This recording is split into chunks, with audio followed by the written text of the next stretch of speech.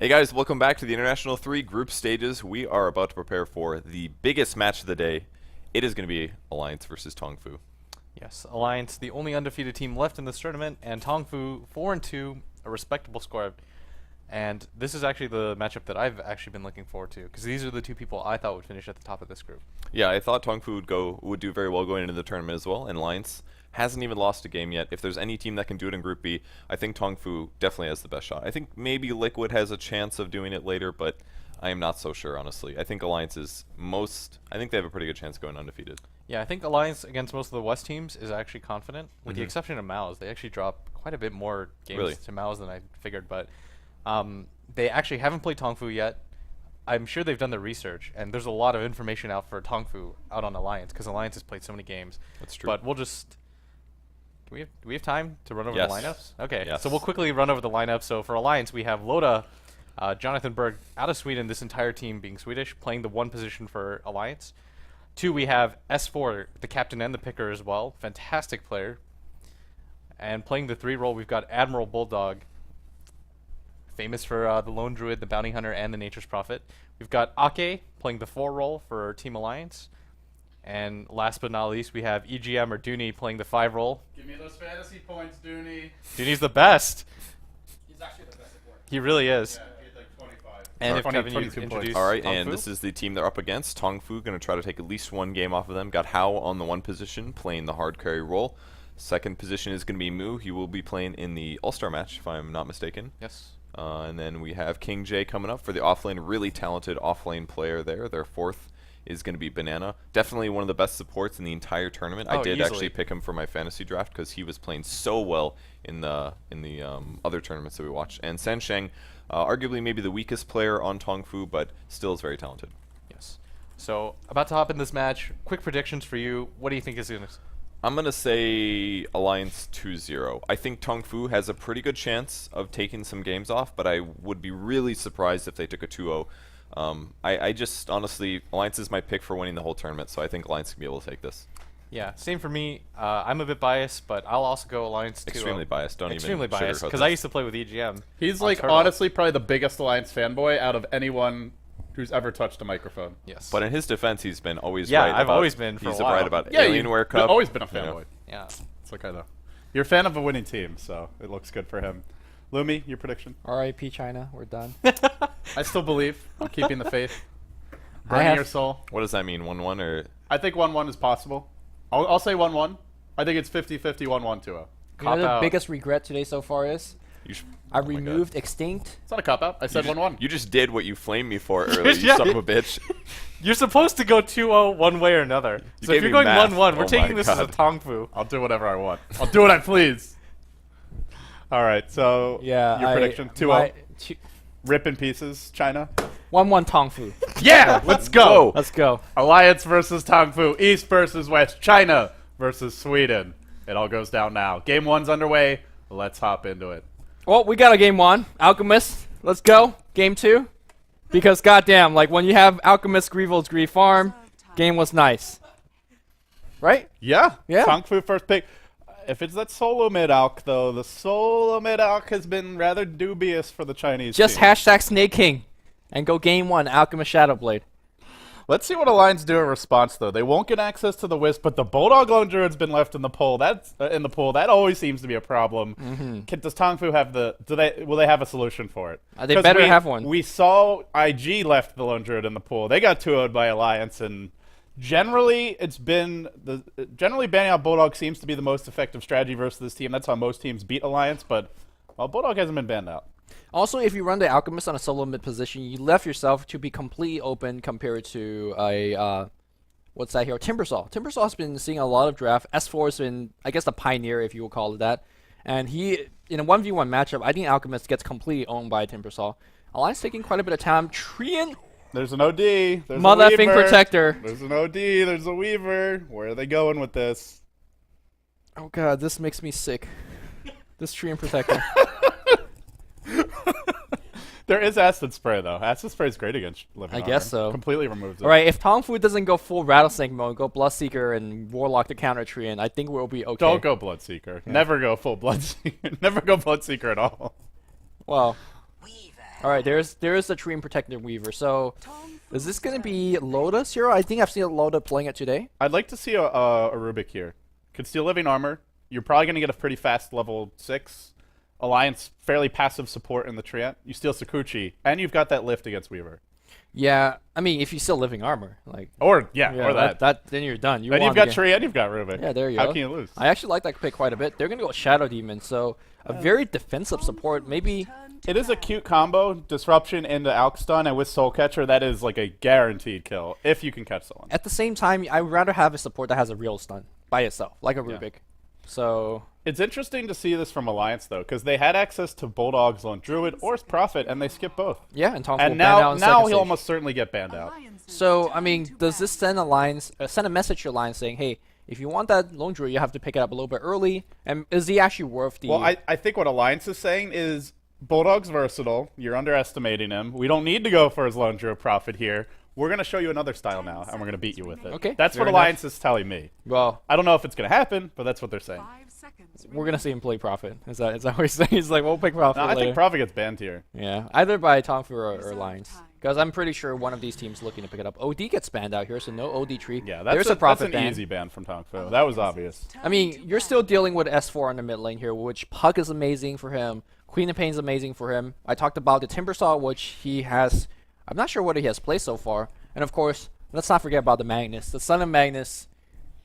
No, I don't think it'll be Magnus this game, because you already have a very passive support in the Treant. I think this is where you'd go for the Puck, the Queen of Pain, the TA. Okay. Someone that gets stuff done and can be aggressive. Timbersaw, perhaps, as well. I mean, they definitely help, or they definitely works well with the Living Armor, because they could dive quite a bit. Puck as well as Queen of Pain. Because, I mean, you look at this for Bulldog, who's he going to play after Prophet and Lone Druid get banned? Probably Bounty Hunter. Bounty Hunter, yeah. Bounty Hunter's the next one in line, which means that puts Loda on the Weaver. So if you get a very passive kind of defensive mid like Magnus, I think that heavily favors Tongfu. Yeah, but actually, before we talk about any more draft here, I say ban out the Darkseer themselves. They could have had Darkseer being played by Bulldog, yeah, so.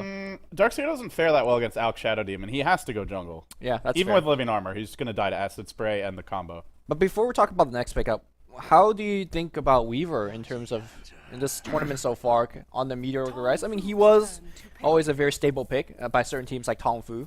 DK used it from time to time. But now he's like a second pick. What do you think about this hero overall?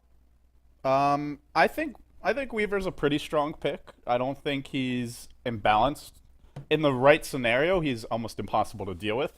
But already Tongfu have good initiation with the disruption. The one problem I have with their lineup is they don't have just an actual instant disable. The unstable concoction is travel time. Disruption is not really a stun.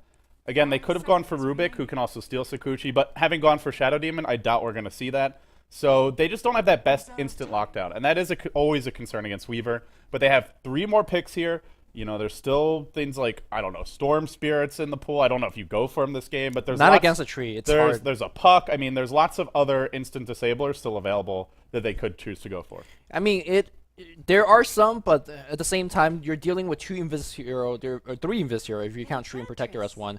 There's another support that doesn't really have stuns. I'm very worried for Tongfu right now because Bounty Hunter or Weaver, these are heroes that also go BKB. So that limits your option if you're solo mid. Puck's not going to do well, 40 minutes in the game. Queen of Pain is going to have her early successes. She's not going to do well late game either. So I'm very, very worried. Now, Dragonite's still in the pool. Late game's not an issue for them. They have Alk. And Alk we trust. If he ever catches anybody, right? So, I mean, you're also working with a ton of minus armor already from Weaver. Alliance known to pick Templar Assassin quite a bit. That's another big bulk of minus armor. And can you imagine a Templar Assassin plus Tree and Protector diving you under the tower? It's very, very hard to deal with that kind of stuff. So, Tongfu should be very, very careful of their early game. Well, there's Acid Spray. TA does not want to dive against Acid Spray. No refraction, no living armor, gone within seconds. So I think if the Alk's mid, that won't be happening. Tongfu, though, with the Enchantress pick, they put a lot of pressure on their early game. This is a strong dual roaming combo. The Bounty Hunter is a hero you can catch with these two. Treant is a pretty inactive support, so you know he's not going to be ganking a lot. They'll go now for a Crystal Maiden. Maybe they actually want to go some sort of aggressive dual lane or even just a roaming CM, Treant doing some jungle pulls. Tongfu, they'll go safe, they'll go stable, and they'll get a hero that can build an Orchid and a Scythe. They'll get the Queen of Pain. I think Puck might have been a little bit stronger here. He's a little bit harder to kill, and he gives you the lockdown, which they're lacking. Now their lockdown is heavily item dependent. I mean, Pug, it's a little bit weaker to the living armor as well, because Queen of Pain give you a way to at least take off a couple of charges. I think it's okay. I mean, Queen of Pain might be forced to go into a quick BKB depending on how the game goes. Overgrowth as well as Crystal Maiden Stun is a way to lock down that Queen of Pain, but you could BKB right out of both of them. So depending on how the early game goes, she might be forced into a lot more defensive of an item. Again, I'm not being wand over right now for Tongfu's draft. Let's see if they have something special with their last pick. Yeah, but I mean, at the same time, Alliance have no team fight. They have a lineup that's entirely built around snowballing, Weaver and Bounty Hunter. They're 6-0. They can draft whatever they want until they actually drop a game. We can't say anything. I'm not convinced by this lineup yet. Okay. You can't tower dive Tongfu. They've got mass AoE. They've got great defensive abilities. Their Bounty Hunter's not necessarily going to do that well against a strong defensive tri-lane. I mean, I think the Queen of Pain pick actually shores things up a lot. Still, Alliance, yeah, they're the favorites, but based on the draft, I mean, we'll have to wait and see. They're the Alliance. Yeah, I don't know. The French team's strong. I am a little surprised that they skipped on the Bulldog, Bear, the Lone Druid, as well as Prophet. Well, there is a Puck being banned out here, so that should give Queen of Pain a fairly good matchup no matter who she's facing up against. And that's very important against S4. S4 is definitely... The Swedes have arrived, by the way. They've invaded the stream chat. Oh my goodness. I think that's Swedish. And I just called their team French, because... Oh, there you go. As expected, Timbersaw... Okay, this I like a lot, because when you have a support that doesn't scale in CM, you have an offlaner who's more of a utility hero and the Bounty Hunter, and you've got not a hard carry for Loda. You want a mid that does a lot of damage and can get a lot done in the mid game, and now they've got it. So going back to your question, where's their team fight? Where's their push? There you go. There's Timbersaw. Timbersaw. One hero is going to do all, because if Alliance ever take one of the tier 1 towers, the access into jungle will allow Timbersaw just to massively crazy thing. When you have supports like Shadow Demon and Holy Food to that Timbersaw, that's why you need better stuns, that's why you need better burst damage, and they just don't have it against Timbersaw. So I am definitely afraid. RIP China. RIP China. Do you just want to sit this one out, Limmy? Because the game's obviously over, so we probably shouldn't bother casting it. Like, you can just go take a nap. If I'm sitting one out, I'm like, I'll be biting my nails. I'll be like... No, the game's decided, so there's nothing to get stressed out about. You know, the draft is 70% of the game. Tongfu lost. All right, there's a Magnus pick. Game's over. No need to cast this one. They go for Magnus, but that won't matter because they're gonna lose. Pretty much. Jesus, you're such a negative Nancy. They'll get the King J Magnus here. Generally, he's the offlane player though, and offlane Magnus would be a little bit awkward for them. So maybe they're looking at an aggressive tri-lane with this Alchemist, but. Who does Magnus do well against here? Magnus does do well against a lane that doesn't kill him, right? Tree, what are you going to do? Walk up and hit him? And Crystal Maiden is a joke, right? And, well, Crystal Maiden Weaver can kill a mag. He has skewer. He should be okay. I mean... If he leaves his tower. King J is also the king of going negative on Clockwork on the long lane, so I don't know about that, but... I think this mag pick is honestly quite greedy here. Like, to get such a weak laning hero against a lineup that has Living Armor, Weaver, and Timbersaw, and Bounty Hunter, I mean, with Living Armor, I'd say anyone can beat this Magnus. I mean, they're going for the late game, right? The Empower on your Alchemist, How is just going to basically carry as hard as possible. So, I kind of get the idea of this particular pickup. It's a hero that sure has a weak laning stage, give you the powerful mid game with the RP, give you the powerful late game with the Empower, so I could buy it. So they might forfeit some laning advantage here, but you think in Turtle we trust? In Turtle we trust, yeah. I mean, Acid Spray, Screen of Pains, things of that. And again, traditionally... Hold that thought. We have a result. We've got a result, yeah. LGD just won a game against Fnatic. Told you. 1-1. Called that shit. Boom. In your face. RIP China. We're still done. You're still done? We're still done. 1-1 Fnatic, who was 5-1 on day one. Doesn't matter. What's the score right now? Are they 4-4? LG China? Yeah, 1-4-4. They've played most of the tough teams, though.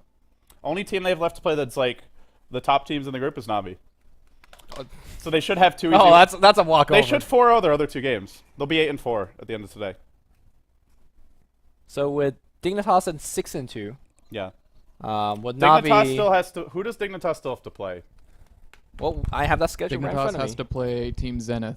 Team Zenith? They should be able to beat 2-0 if they... I don't know. The Zenith took a game off of LGD. Well, again, LGD is just... Can they 2-0 Zenith? If they can, they're in really good shape.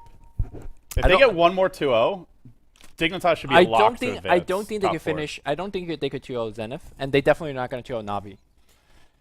Yeah, I mean, that was the thing for Dignitas day one is they played LGD, they played that one, or sorry, DK, they played that one really tough team, but there's still quite a few left for them. Well, we'll talk about that in between games a little bit later on. We're right back. Tongfu on the Radiant side. Heroes are being picked up here. We have Banana playing that Enchantress, Shansheng on the support, Shadow Demon, Mu on the Crystal Maiden, King J, of course, off-lane Magnus, and last but not least, Hao on the one-row Alchemist. That introduces Tongfu. Hello to all the Swedes out there. We love you here in Los Angeles. On the side of the Alliance, we have Loda on your carry weaver. Why are they suddenly German? I don't know. No, it's Okay. not. There's a lot of Germanic influence in Sweden. Okay, all right, fair. They're actually similar ethnic background generally. That's why they all have blonde hair and they're very tall. Damn. Loda on the Weaver, S4 on the Timbersaw, Ake, the Crystal Maiden, Egum, no, just kidding, EGM on your Tramp Protector. That leaves Mr. Bulldog on the off-lane Bounty Hunter. They are 6-0. They're the top dogs. They are going to be a tough hill to climb, a tough opponent to beat. But Tongfu, if anyone can do it, from China, maybe it is your Dota 2 Super League champions. They won the biggest event outside of the International. Here we go. Yeah, let's see if they have what backs up that kind of event win. We do see Alliance walking as a team up that particular ramp, particularly thinking about dewarding this even. Look at the Alliance. Yeah, maybe thinking this Magnus is going to be doing some ancient stack, Well, jungling, which he is. But have they spotted him out? Are they making a go on him? Lotus like, maybe we could go for this one, guys. But no, King J saw that ward plop down, so he should know that the pool is not going to work out anymore. So he is going to have a very tough time up top. We'll see exactly what he's going to do. I mean, again, this is where the Magnus pick was definitely greedy, because if you're not, unless they wanted to go aggressive tri-lane, that puts him in the off lane, puts him in the jungle. He's not a great jungler, and if you can't stack ancients, well, what is he actually going to be able to do? Again, I think he's at high risk of just getting first blooded here against Weaver, Crystal Maiden. Meanwhile, though, in the jungle, we do see the disruption going off against Ammo Bulldog. Slow goes on, the stun being channeled, and Ammo Bulldog in huge trouble, but Living Armor is absolutely OP. He's down to about half HP being dusted. Living Armor, guys. Well, there's no acid spray yet. If there's acid spray, that's the first blood. Well, I mean, Ammo Bulldog just got niche shit on. He doesn't care. I mean, that's one of the very precious dust at early game for these supports. And, well, Hao is going to be free farming away, but they need level 2, definitely. Yeah. Well, we didn't see any Chuan Living Armor there. Put out right away. Good job by EGM, keeping up safe. Tron made me sad last night. And this will be very annoying for the supports of Tongfu, because Bulldog can just go right-click anyone, and they have to stick together, or they're just going to take way too much damage.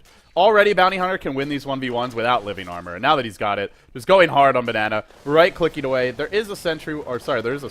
No, that's a smoke. Do they have any sentries? Yeah, they have 2. Yeah, this is very reminiscent of the ways that Prophet are being played right now. Sending Treants to harass the support. He's just basically doing it with his hero, and of course, when you have Living Armor backup, you're not too afraid of anything.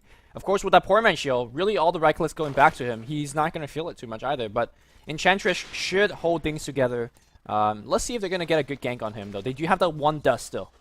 So I'm curious to see how this mid lane goes. I don't think I've seen Quap versus Timbersaw before. Ammo Bulldog in a little bit of trouble. The dust goes on. Double Centaur. Disruption. They still have both stuns. There's stun number 1. The stun being channeled. Their Living Armor's in again, but it's removed immediately. First blood to Tongfu. That off-lane Bounty Hunter, Living Armor, not unbeatable. And that was without even bothering to take Acid Spray. I mean, that's... Living Armor not long for this world. To be fair, that's 2 Centaurs. That's an Enchantress. That's a Disruption. 2 Illusions. Like, that Living Armor just got removed instantly. But they can keep on doing that. They can. Banana can always have 2 creeps. They can definitely have a disruption every time they want. Will it actually be that useful in Bulldog? Maybe I mean, not. Bulldog says, I don't care. I'm going to come right back here. He has Janata. He's going to come right back to harass these guys. There's a Centaur. He's coming right back in. Disruption's going to come through. I don't know about this, Lumi. This might just be a casual feed. He gets Centaur Stomp once. Now the Living Armor's in. The stun's being thrown by Hao. It's going to connect. Now he's caught near the trees. Another Sentry Ward thrown out. Bulldog on the run. Bulldog down. 2 for nil. Tongfu on a roll. They are rolling the hell up. That Living Armor, it's great in some scenarios, but when you're up against an Enchantress, Disruption Illusions, and a Tri-Lane, it has its limits. Alliance, what's going on? In Living Armor we trust. Have they trusted too much? However this game develops, just remember they did have a choice to take Bulldog, Lundred, or Prophet in the first 2 picks. In the first 4, or no, first two. And they chose not to. Yeah, but they took the Weaver, I believe, and the Treant Protector instead, so... We'll see. They have mentioned that they've been trying to diversify their picks, their style a bit. So we can look at the other lanes now, as Bulldog is probably not going to run into that same Sentry Ward. He's heading up the other direction, but Quap mid versus Timbersaw. Quap doing well so far, holding her own, zoning S4 out a bit. S4 still getting some farming levels. King J on the offlane mag, only level 1. I mean, this is my one big concern for them is offlane mag against a Weaver Crystal Maiden just can't do much. Yeah, I just want to talk about the mid lane a little bit more. I'm somewhat concerned for Mu. Yeah, she's actually doing okay in winning that lane, but she's not winning hard enough. Although S4, perhaps a little bit of trouble. He's regenerating quite a bit. It's their living armor. It's cooling down. Oh, he wasn't sure, I guess. Didn't go for the kill. Was pretty low, though. I mean, he had 8 HP regen per second because of reactive armor. He had a bottle coming as well, so he wasn't going to die. And there's a little bit of a late living armor giving him that heal. So you think Mu's in a lot of trouble here is what you're saying? Yes, Mu is not winning the lane hard enough because I think that S4 is going to have a greater mid-game impact. Mu needs item. He needs an Orchid to do that. S4, once he gets level 8, he could already go crazy with Timber Chain. Yeah, he is getting the levels on Timbersaw, and as a mid-Timbersaw, you can always just bottle Crow. King J skewering off the top lane. There's a Nova here as well. Frostbite already deployed. He is going to live, but again, level 1 Magnus. He's not getting any farm at all. No bottle, no arcane boots. They're going to have to catch him up somehow. Maybe they stack, I mean, they can't stack Ancients. Not maybe yet, they share some of the experience that Hal's getting, because Hal with the Point and Grievel's Greed phase boots up. Maybe they'll go for that, but they have to find a place for this Magnus to get farmer levels. Mag is not a Beastmaster. He doesn't just walk in and roar. He needs a Blink, he needs Arcanes, he needs some items. Well, so I continue to be worried about that. That is 264 gold going in his pocket. That is a tower kill on the bot lane being lasted by Alchemist. There's your bottle. Hey, Yeah. that helps. Yeah, and to be honest, Hal is actually not going for a max Grievel's Greed build. I'm a little surprised about this. Maxing the stun, though, I mean, ultimately, Living Armor only blocks a portion of the incoming damage, so... Hey, this stun's still going to hit like a truck. It does hit, especially if you can consider that there is a Soul Catcher on top of that. But, I mean, at the same time, after you got those 2 early kills on Admiral Bulldog, he's going to play a lot more passively. You're not going to find those kills as easily. And to be honest, once that happens, your Grievel's Greed is going to give you more value in the lane, to be honest. So they push the tier 1 bottom lane, and they take it early. But now Bulldog has a slightly safer lane. He's able to get some experience here. He's still hitting level 4, and I am just comparing to these offlaners. Level 1 Magnus, level 4 Bounty Hunter. And everything else being equal, that is not a good trade. Well, at the same time, though, that Admiral Bulldog now hits level 4. Yeah. Did give away a couple kills, so, you know, both from 1 to Enchantress, and Enchantress actually Top lane, dive on King J. This should be a kill. Won't be the first blood. He's got access to Skewer. He's hanging onto it, bottling up, still living for now. Loda waiting for that next cooldown of Sakuchi. Oh, the creeps are coming. Actually, Loda's low. He's got access to a salve here. He's living armored up. Now he's Sakuchi's, and he actually looks to dive with the living armor. King J might get a TP reaction here. Nothing just yet. Here it comes. Shadow Demon's on the mark. He's trying to join the fight, but they force out a TP, and Loda manages to avoid death. So nice job by him, not dying, forcing a TP rotation. While that happens, though, Moog does pick up a DD at the top route. I think that actually went okay for Tongfu, because Tongfu got a ton of levels out of that one. Shansheng TP's up there, get a level 4. Magnus, unfortunately, didn't get too much EXP for those creeps dying under tower. He really wants a level 3. Unfortunately, he has to rotate all the way back to base, and that's a bad feeling when you have a full mono pool like he does. So there's a DD on Moo here. Normally, if you're a DD co-op against a melee hero, that's an easy kill. But I'm not sure if it will be. Not with reactive armor, not with living armor. I'm actually worried for Moo because there is so much pure damage coming out from S4 that he could just go down to like a Whirling Death as well as a Chakram. So he's got to be very Blink careful. we trust. In Blink we trust. In a lot of things we trust, but for now, we'll see if our trust is rewarded. I mean, on the bot lane, sure they got 2 kills on Bulldog, but he's sitting pretty right now. He's actually doing okay. I mean, it's like I said, you push the tier 1 early, but if you don't go for 2, then you're just giving away a lot of experience to Bounty Hunter. And the offlaners have somewhat equalized, mostly because, like you said, they went for the creep dive and didn't secure it. The good news, though, is Hao is left alone, and he's farming alone, and Bulldog cannot really contest him too effectively now. If he tries to go in and just use living armor to trade effectively, then the creep wave's there anyway, and you just drop Acid Spray, and Bulldog will be zoned out. So he gets experience, but he's not stopping Hao from farming, which is a pretty big deal. You can leave your Alk alone, and he still gets free farm. He's trying his best to actually deny against Hao. I mean, Hao's not going to get the kill on him. Sure, you're being zoned out, but you never actually do kill the Admiral Bulldog. And to be honest, you're always in constant danger of being a TP ganked on. But for now, he's still playing very aggressive. So generally, when we see Alex go phase boots first, it's because they want to rush a Shadow Blade. And they don't want to go for something like Battle Fury. And now he throws out a stun. Just a little bit of token harass. Not going to do token harass, but I mean, it's why not? You have the mana for it. Just zone him out, continue to pressure. Alliance not really punishing this movement. They'll throw out a Whirling Blade, a Chakram rather, on Moo. Always get those. They're such similar names. Now they're going in, though. They do have a Timber Chain. Level 1, though. It's not very long range. They disengage. Moo throws out the ult. He's still fighting through this. He's low. He will bring back. Now they'll throw out the Soul Catcher. Ake on the run. The Creep could be the hero. They need one more hit to bring him down. He's not dead yet. Salving up. Able to live. Chakram on the Banana. He's slowed as well. but coming from the backside is how. He wants to finish S4, tired of the living armor, tired of the cheeky escapes. They just can't do it. Now he's got to run too. Living armor OP, like... That was not, they dropped Soul Catcher after all the damage came out though from the Queen of Pain. Yeah, it was not a well executed gank by Tongfu. When the disruption came out, there was like 2 or 3 creeps surrounding S4, so you were gonna guess on that Soul Catcher, so it didn't pan out there. And how made that entire rotation to the bot lane, mid lane, didn't get the kill. And guess what? Admiral Bulldog, despite the poor start he had, he's level 6, and you gotta be somewhat careful of that. I mean, can you imagine track bonus movement speed on a Timbersaw chasing in the jungle? That is a scary dot. Yeah, Moo's still holding his own in CS, and Alchemist still farming well. It is free farm on Loda, and he's going for a Lincoln Sphere, so goes for that good split pushing item. There are some ways to lock him down, though, particularly the RP, if there ever is an RP, because KJ still level 3, still the Ancients warded, a fresh war was plopped down, no Ancient stacking for him. Where is the comeback mechanic for this Magnus Lumi? I'm still very worried for King J. I think they've got to find a way to get him farmed, because what does Magnus offer you, even if he gets level 6 with no blink, with no boots?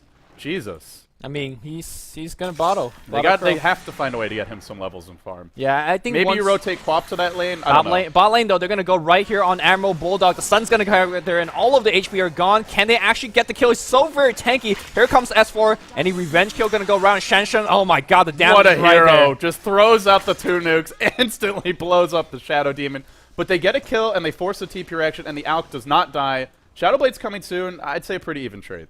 Yeah, decent. I mean, for how he's gonna keep on farming away. S4 still around the area, and Moo That's is, just absurd, though. Like, no hero should be allowed to do that much damage. He literally almost instantly killed Shadow Demon full health to none with 2 nukes.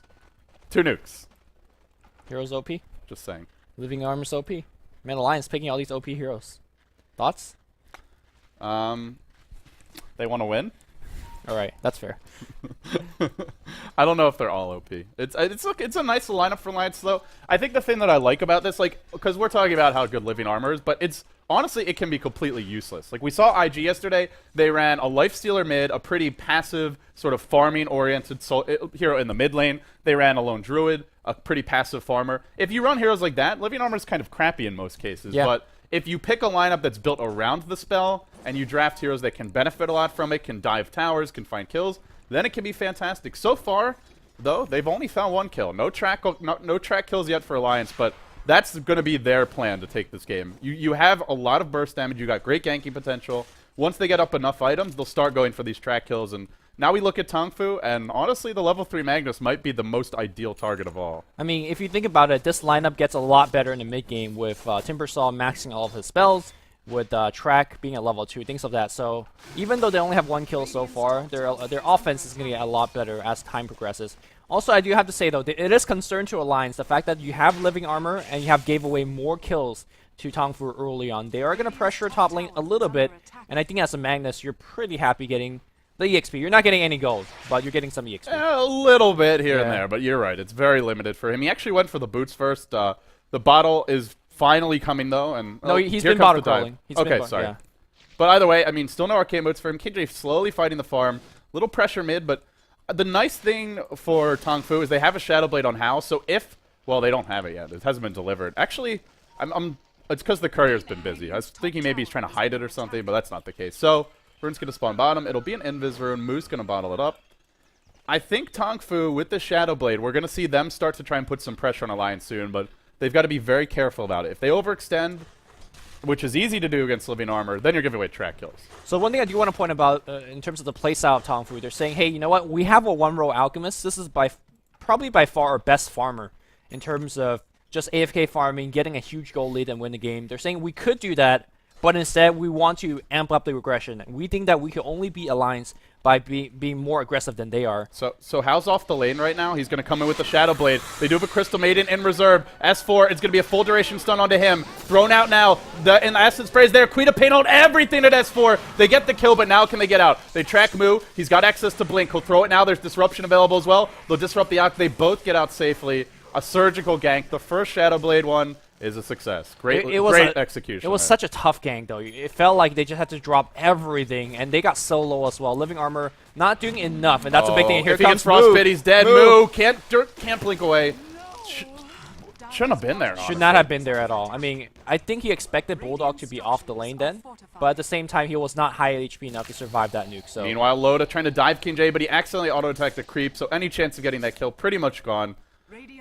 I mean, when you, as hard as it is to get those kills, you have to make them count. Giving one right back and a track kill at that, yeah, that's really costly. The track kill went to the Crystal Maiden as well as Tree and Protector. These heroes are not used to having the extra gold, and now if you look at Tree and Protector, 1,000 gold up, he's jungling up with the Quelling Blade, and now we have Crystal Maiden buying a ton of wards and smoke of that nature. So, yeah, Alliance got a freebie there.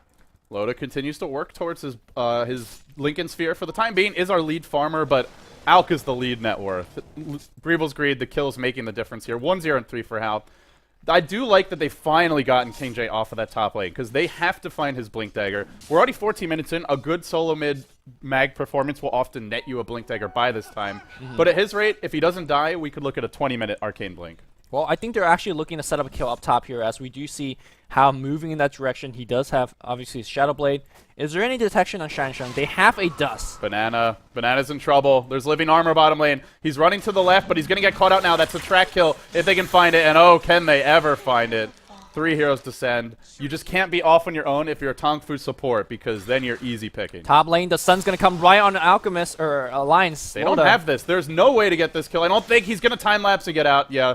Dust is there, had the strength charge. It makes the difference. Now, Tongfu on the run. The swarm comes through, and S4 out to chase the Chakram narrowly off the mark. Hal comes back in, throws the stun. Now they purge Loda as well. Mu joining the fight. Is it turning around? EGM's low. Hal looking for that last right click. Will go down. S4 going pretty hard here with the Chakram. Is going to jump back with the Timber Chain, but can't quite find the kill. Loda's Mu's here. still running. Mu's still on the run. From the backside comes Bulldog. This would be a track kill. Loda maybe baiting this one. He blinks up to the high ground. Pretty successful escape thus far.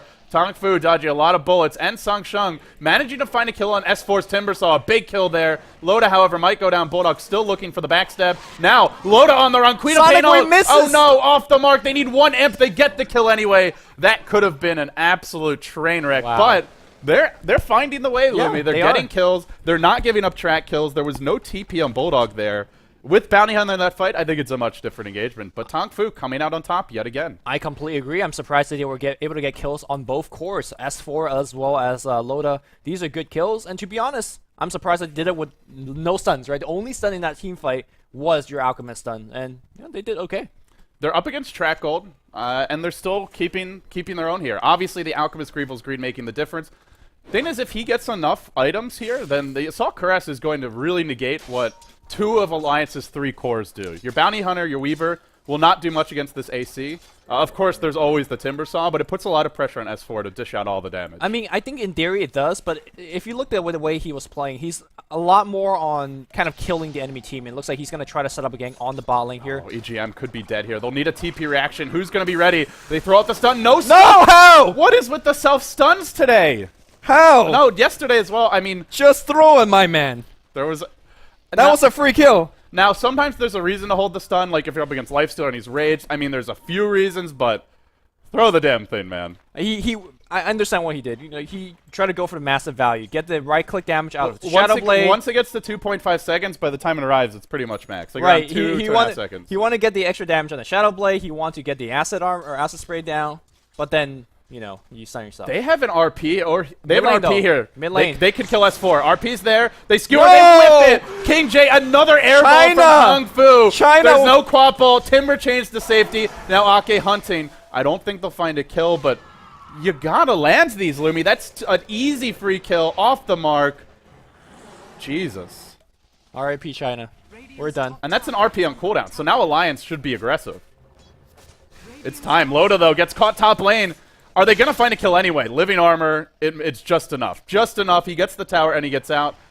So, jeez. If they had RP there, that's another kill. I mean, once again. The score right now should be 9-4, and they missed a little bit of opportunity, but Tongfu is playing well. They're putting a ton of pressure on lines, and that in itself is something to be said, because generally nobody puts pressure on lines. Alliance generally does this to you. So I think Tongfu is still ahead, but Tongfu needs to, I'm not sure if they're nervous playing against a 6-0 group, or 6-0 team, but they need to step it up a little bit. I mean, to be honest, the Magnus model, like, clipped through him without skewering him. It did look pretty close. It wasn't wildly off the mark, but you're a pro. You got to land that one. Yeah, you do. You're a pro. As for the Alliance, I think just because it's pretty close, I favor them right now. Like, Tongfu should be ahead because if they ever start losing fights, the game falls apart. Yes. Track Gold will completely blow the game They open. have to play better than Alliance for the rest of the way, and I'm not sure whether they can do that. At least until King J gets a blink. Like, once he has a blink, I think there's a lot more avenues for them to just find pickoffs or retreat out safely. But we're still looking. I said 20-minute blink. Now it looks more like 23-minute blink. Just because he hasn't been able to find the farm, missing that kill mid. Eventually he'll have it, but oh no. Finally, the Alliance might have found their opening. This looks great for the Swedes. EGM on the hunt, Sungshun on the run, but Nova's going to slow him down. He's going to need to self-disrupt. Hao channeling the stun, looking to unload a great defensive disrupt, dodges the Timber Chain, turns it around on Aki, but they've already lost one. Moves back in the fray, though. Living Armor cooling down. Queen of Pain hold on two. EGM to fall. Bulldog in a bit of trouble here, but it's all up to S4. They have now RP. the Imps, the pure damage. Reactive Armor not going to save you. It's a 3-for-1.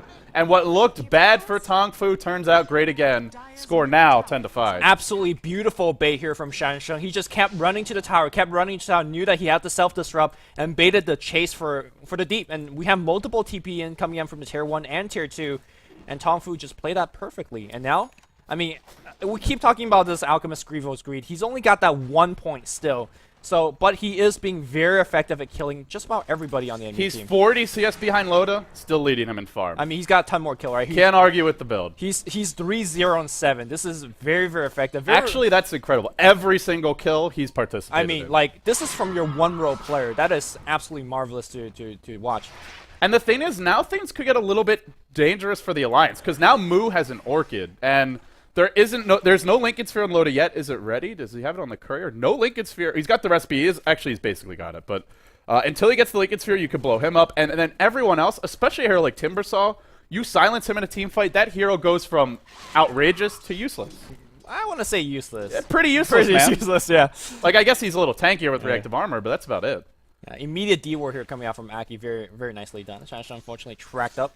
Yeah, how do you feel that Alliance is going to... What is their comeback? Are they just looking for that one team fight where they get 4 tri-kill and say, hey, we're right back? I mean, like we talked about in the draft, when you go for Weaver Tree and then you pick up a Bounty Hunter, your lineup is largely built around snowballing and finding pickoffs. Timbersaw is not good at breaking the high ground. Neither is Bounty Hunter. Frankly, none of these heroes are any good at it except for possibly Weaver. And for Weaver to break the high ground, he needs massive farm. So yeah. They've only taken one outer tower. Normally the Alliance is known for... As of late, it's kind of... maybe not as of late, because I haven't seen them much in this event, but over the past few months, they've really been known for what Na'Vi was heading to the International 2. You get the early advantage, you start securing the map, taking the outer towers, and slowly but surely you just asphyxiate your opponents. Then you break the high ground around 30 to 40 minutes in. I don't think they can break the high ground very easily at all this game. In fact, you're going into RP, Acid Spray, Quap Ult. So for Alliance to take this game, they have to start finding kills. Maybe they sneak a Roche, but... Sitting back and farming, if there's no kills, it's going to favor Tongfu. Yeah, I don't think Alliance is going to look for a 5v5 engagement. Their team is built around getting a sneak kill here and there. Yeah, King J does have Skewer, though. He's very tanky.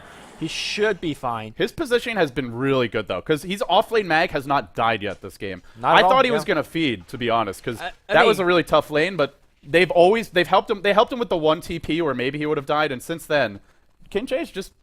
This is amazing for an off-lane mag. If you think about it, against a Crystal Maiden, which you could skew or wave, even if you get frostbitten, a Treant is just not going to zone you out in any shape or form. It's not that hard of a lane, but he's got his farm, he's got his levels up to 1,400 gold, despite against the offensive tri-lane. He's doing great. Let's see if you could tie it all together by picking up some Blink, landing some sick RPs. How? He's been on the mark as well this game, but he might get caught bottom lane. They're rotating Sungshun in, Banana as well. Will they be here in time? It's 4 heroes for the Alliance. They're jumping How now. He has access to the ult, the stick charges as well. Now he's on the run. Pops the Shadow Blade, tries to retreat out. The reinforcements have been cut off. S4 silenced and isolated. Still How running. I don't think they can get this kill. King J TP's in. And in the end, Alliance, 4 heroes to the bottom lane. Tongfu as well. Nobody gets a kill. And even Queen of Pain jumping in now. Loda splashing through with the... Sakuchi will retreat out, but he's got Lincolns now, so an important item for him. Again, there are some ways to remove this, but getting the Lincolns, Alliance may be more in position to take some fights now. Yeah, also one of the big weaknesses that Alliance has in their lineup is that the only true stun they have is Crystal Maiden Ultimate, or not Ultimate, Tree Ultimate and Crystal Maiden Frostbite. And these are not true stuns. These just interrupt spells. Right, so for Alchemist, you could see that they tracked, they were chasing him down, but with Shadow Blade turned on, he just moves so fast that he just walks out of there. Need the oof. Yeah. Need that orb of venom. I don't think Oof's gonna do it. I think you need a Basher or a Bissell or a Hex or something like a real stun. Of course, something like for the Timbersaw, S4, maybe a Shiva's. Yesterday I say Timbersaw Basher. You don't believe me, but yeah. Lumen, I can never doubt you after the double damage illusion show. There you go. So. There you go. Here goes the gank top lane though. Loda, remember he does have a Lincoln Sphere here. You've got a Shadow Strike, then Silence in order to find the kill. And Loda actually jumping in. He thinks he's safe with Living Armor. There's a Shadow Demon tucked away in the trees, but even if they get off the combo there, they need a +1. They need the Magnus, they need the Alk. But for Tongfu, I think it's okay that they're not finding kills as long as they farm and they don't die. And they're not dying. Now King J's going to have his Blink. It's a super late Blink, but it's a Magnus RP. For an off lane, it's not bad. It's not bad for an off. I mean, it's late compared to mid-mag, yeah, but you have it now. That's really all that matters. Well, they're going to break Lincoln Sphere up top here. The Silence goes on. They're going to try to nuke him down. The Purge. Oh my goodness. Where is the Living Armor? Comes very late, and oh no, the time-lapse goes off. Moo's trapped right now. Courier has arrived. There's an AC recipe on it. I don't know why it was heading top. Now goes back towards the mid lane, and maybe a bullet dodge, but while that's happening, Quap bolts down. You need that to really team fight effectively. It's been huge for them so far. So Alliance, knowing the Quap bolts down, say, we're going to go push mid, and you can't stop us. Is that true? We're about to find out, because it looks like Tongfu wants to defend. The Magnus Blink RP is available. In he comes, King J, but now there's... Well, can he find it? Blake, Skewer, catches S4, gets blown up by the stun. The Imp's coming through, Living Armor, not enough. RP was thought about, but not even needed. Yeah. King J has tower deny, too. That's a great defense by Tongfu. Yeah, Shanshan was just focusing on the deny in between his spell casting. And do they have a gem as well? I just saw a Centaur being... Yeah, they have a gem on Shanshan as well. Man, these guys are serious. They're saying, you know what? We defend our tier 1 tower. We still have RP available. We're pushing for some advantage I want to point out that that gem is super important. Obviously, for map control, you want to have that against Bounty Hunter so it doesn't gank you. But on another note, they didn't use RP there. I think if they used RP, Alliance might have said, we're going to try and sneak a Roche here. Bulldog. Because Alliance loves to do that. But there's no way you can against RP. So holding that, really crucial. Now Tongfu rotating towards the bottom lane. Still the tier 1 stands. I mean, you want to have room to run when you're Timbersaw and Bounty Hunter, and the tier 1 still being up bottom, the tier 1 mid only going down 25 minutes. Tongfu holding onto their territory has really helped them cement an advantage in this game. They now lead by 4k gold, 3k experience. It's close, but they've been playing close to perfect. I mean, we saw some big misses on the Quap ult, which didn't matter, and the Skewer, but aside from that... Again, S4. Uh-oh, in a little bit of trouble. No, Admiral Bulldog RP, that's going to be on to 2. Where's the Sonic Wave? Nothing just yet. Skewer backward. The mech goes up here. Can they do enough damage? That's the question. Timbersaw, S4 running rampant. He's chaining through. 2 down. How in trouble? Have they overextended? It looks like they might have another Timber chain. Another kill. 2 hero RP. Doesn't matter. Did Moo buy back for this? He did, and he's not going to get a thing out of it. I guess they save a hero or two, but that Timbersaw, man. Man. You gotta focus on S4. He just puts out way too much damage. Or if you don't want to focus him, at least orc it on him and make sure that he's not gonna participate in the fight for 5 seconds. We saw how quickly he dropped your Alchemist. Alchemist is just supposed to be your big tank. Alchemist went down in like 2 shots. So it's still close. 13 to 8, but track gold. Any kind of trade like that for the Alliance favors them, and RP was used. So now they look to fight. I think S4 or Bulldog died right in the beginning. I don't think he ever got off. Oh, they didn't get any tracks? I don't think so. Okay, you're right. Yeah, so it wasn't that bad. It was kind of disaster averted. Oh, S4 coming They're jumping in now. They want to jump on Moo. He's got a blink. He'll use it now, but Loda continues to give chase. Remember, there is still an Orchid here. He's got to be careful. Banana, however, not so lucky. Popped his heal. Trapped at the tower. There was no disruption. He actually used a Purge first. Now he's going to lose a gem. Oh, you can't lose a gem against Bounty Hunter and Weaver. This is brutal. This could cost them a lot, and now Sunshine will fall.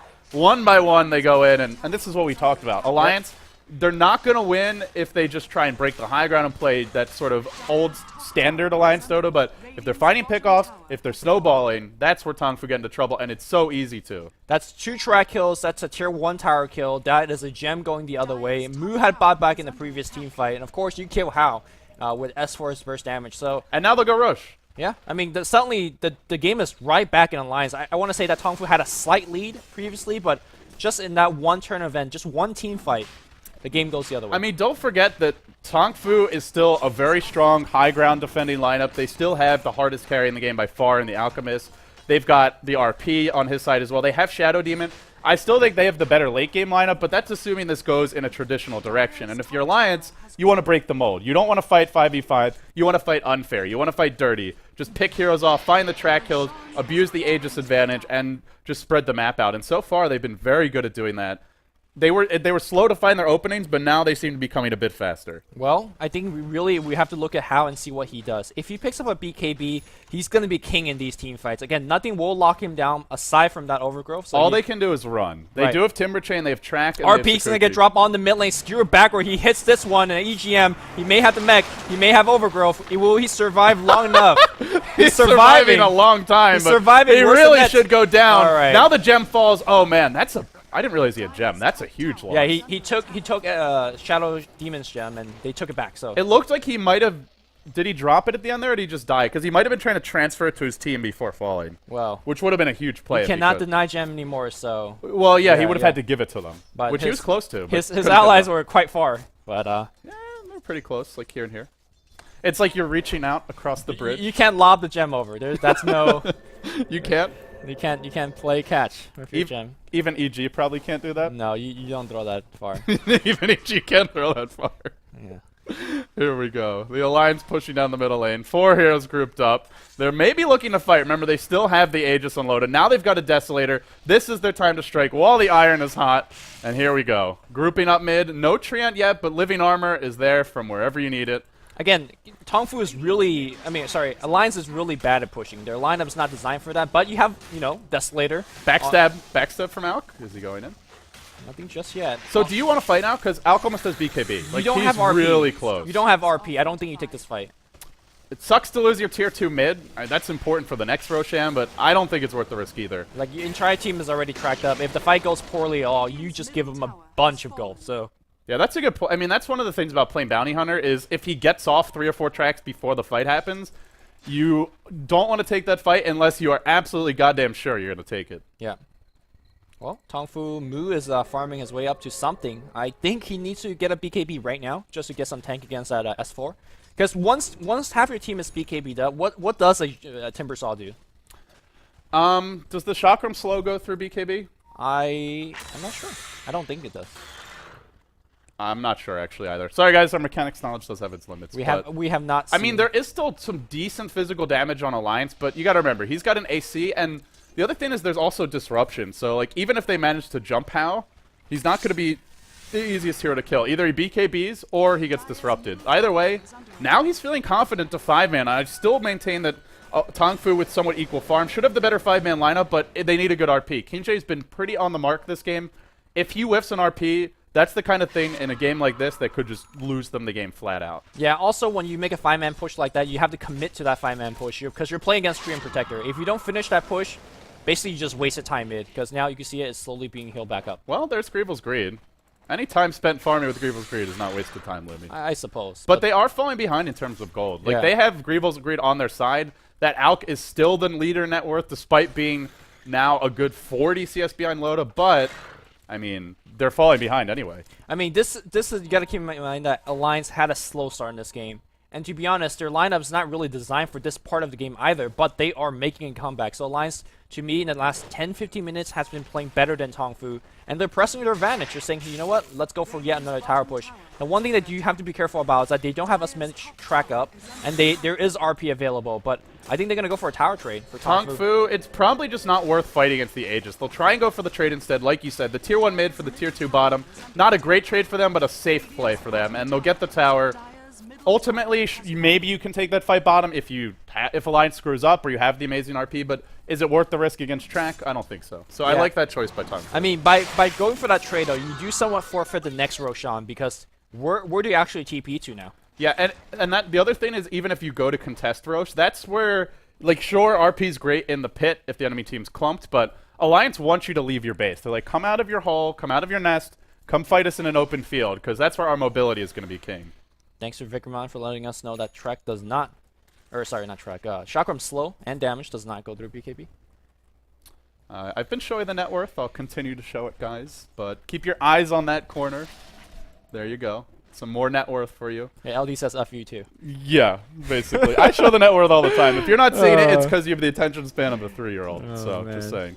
Anyway, 33 minutes in, score 14-10, very close. Who do you think's going to take it, Lumi? Do you want to revise that bet? You still think it's a 2-0 alliance? I said 1-1 Tongfu. And I think in a close game like this, the team that has more experience always has my vote. And I think Alliance right now, they are a team that don't lose many games, period. So Tongfu, they're a very good team. They won the DSL, but are they good enough to take Alliance in a very tight game like this? Both teams going for a tower trade. Is there a glyph available on any team? There's a glyph available for Alliance and nothing available for Tongfu. So I really think that Loda and the rest of the team could take this tower for free and even defend their own territory. There is no glyph, though. Oh, sorry, actually there is. It's just used now right as I click on the tower. And I don't... maybe they'll defend. If they defend, though, they're going to have to TP their whole team. Instead, they try to go for the trade and force Tongfu back that way. Tongfu with no glyph. Losing your tower would be very costly, and they're going to TP back now. Tier 2 for Tier 2. Blow for blow. I honestly like that trade for Tongfu. That's a Roche tower right here. They got a glyph, and they also only lost, like, 200, 300 damage on their Tier 3 tower, which is okay. That tower didn't mean too much for Alliance because they still have the Tier 2 mid. But if they do lose that Tier 2 mid, I guess much of their advantage goes away. For the time being, the Alliance, going back to farming. So if you're the Alliance, Lumi, what is your next step? Like, you got the tower trade, maybe you get the next Roshan. What do you do with that? How do you act? Dota's not about killing heroes. It's about winning the game and killing the enemy throne. How are you going to kill the enemy throne? I think you, with the Alliance lineup, when they fight team fight, it's really hard because their best team fight ultimate is Stream Protector's ult, which is pretty much a joke. Crystal Maiden's ult's not going to hit too much either, so they could only find pickoff. And this is the time in the game where we have multiple BKBs up, where we have a lot of people start grouping up, so you're not going to find those pickoffs as successfully. So I really don't exactly know what Alliance game plan is, aside from waiting for the enemy team to mess up. Yeah, either waiting for them to mess up or forcing a mistake. Like, they just don't want to take an organized 5v5 clash. They've got to sow chaos in the ranks somehow, some way. And they do have good bursts now. And Loda works. He'll actually pick up a BKB. So I think with this, now they're really looking to force some fights. Because you go BKB on him, he's limiting his late game somewhat, not picking up a Manta to remove the Orchid silence, not picking up something to help him split push or just DPS better. He's going for an item that helps him fight now. I mean, this is probably where Alliance, they'll try and take that next Roche, and then they're really going to go for the fight. Is BKB Lincoln's actually a good item in this game, though? Because you know Hao's next item choice is going to be Basher. And Basher, it doesn't matter if you're a BKB. It doesn't matter if you're Lincoln's. Yeah, there's no evasion for him. I mean, I guess you can block the initial Abyssal Blade usage, but that's about it. No, just like the actual Bash, because he is attacking like a truck. Right. How fast he is, so I'm not sure.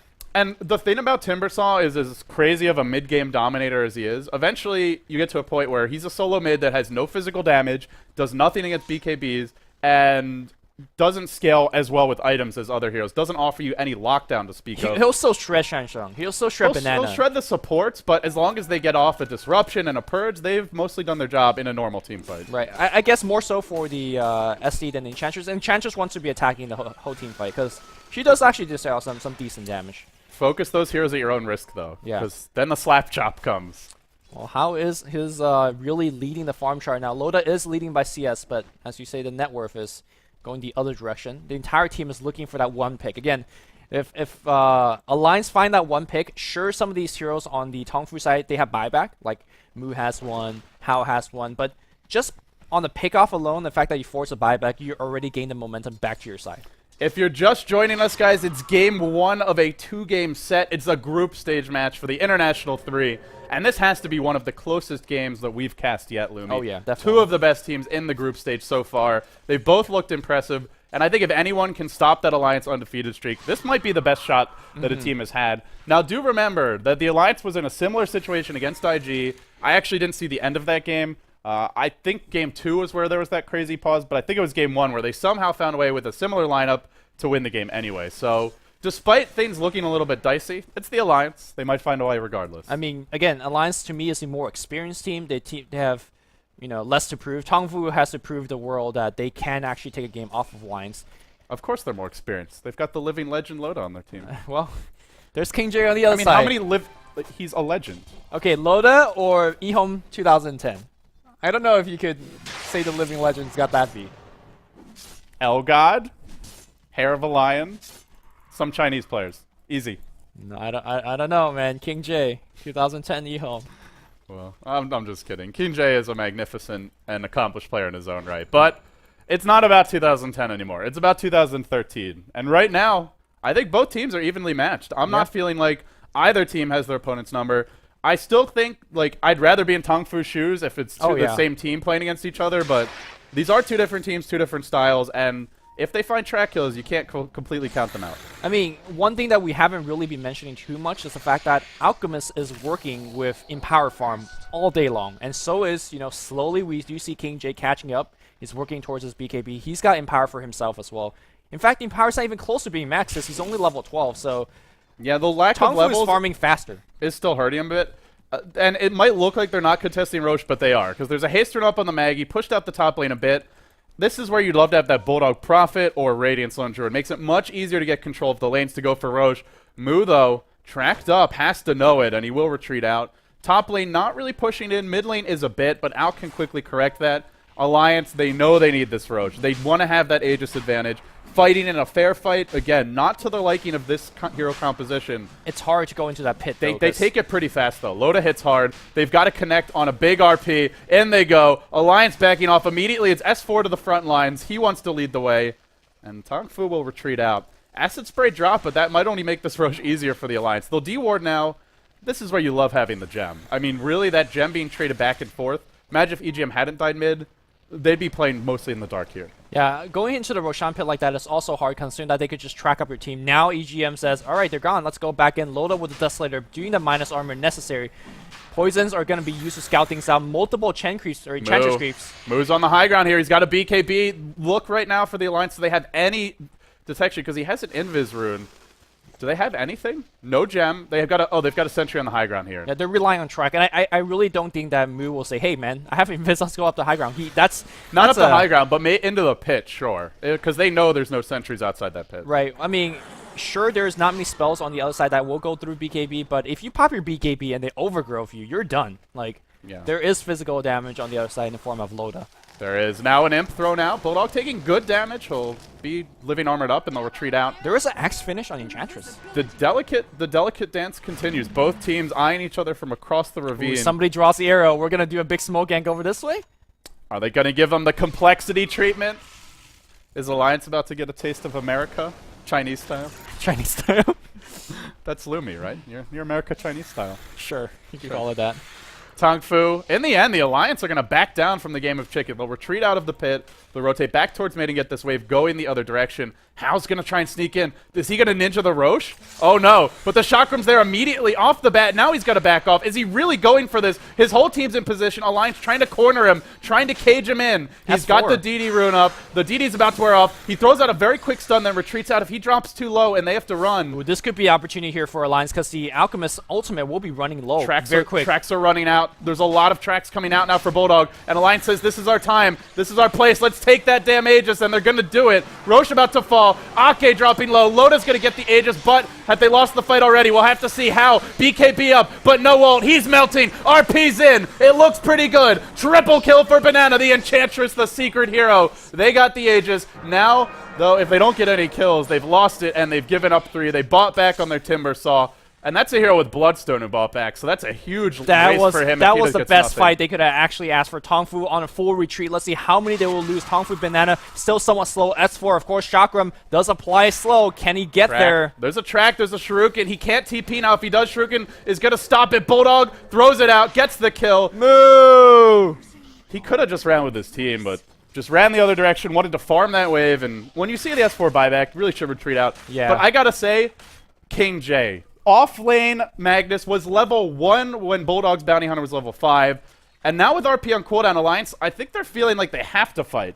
They just built back on S4. They know if RP cools They just down, lost their Aegis as well. Yeah, like if they wait though, then RP's back up. How do they go high ground then? Oh, the sun goes on Loda here. No bash just yet.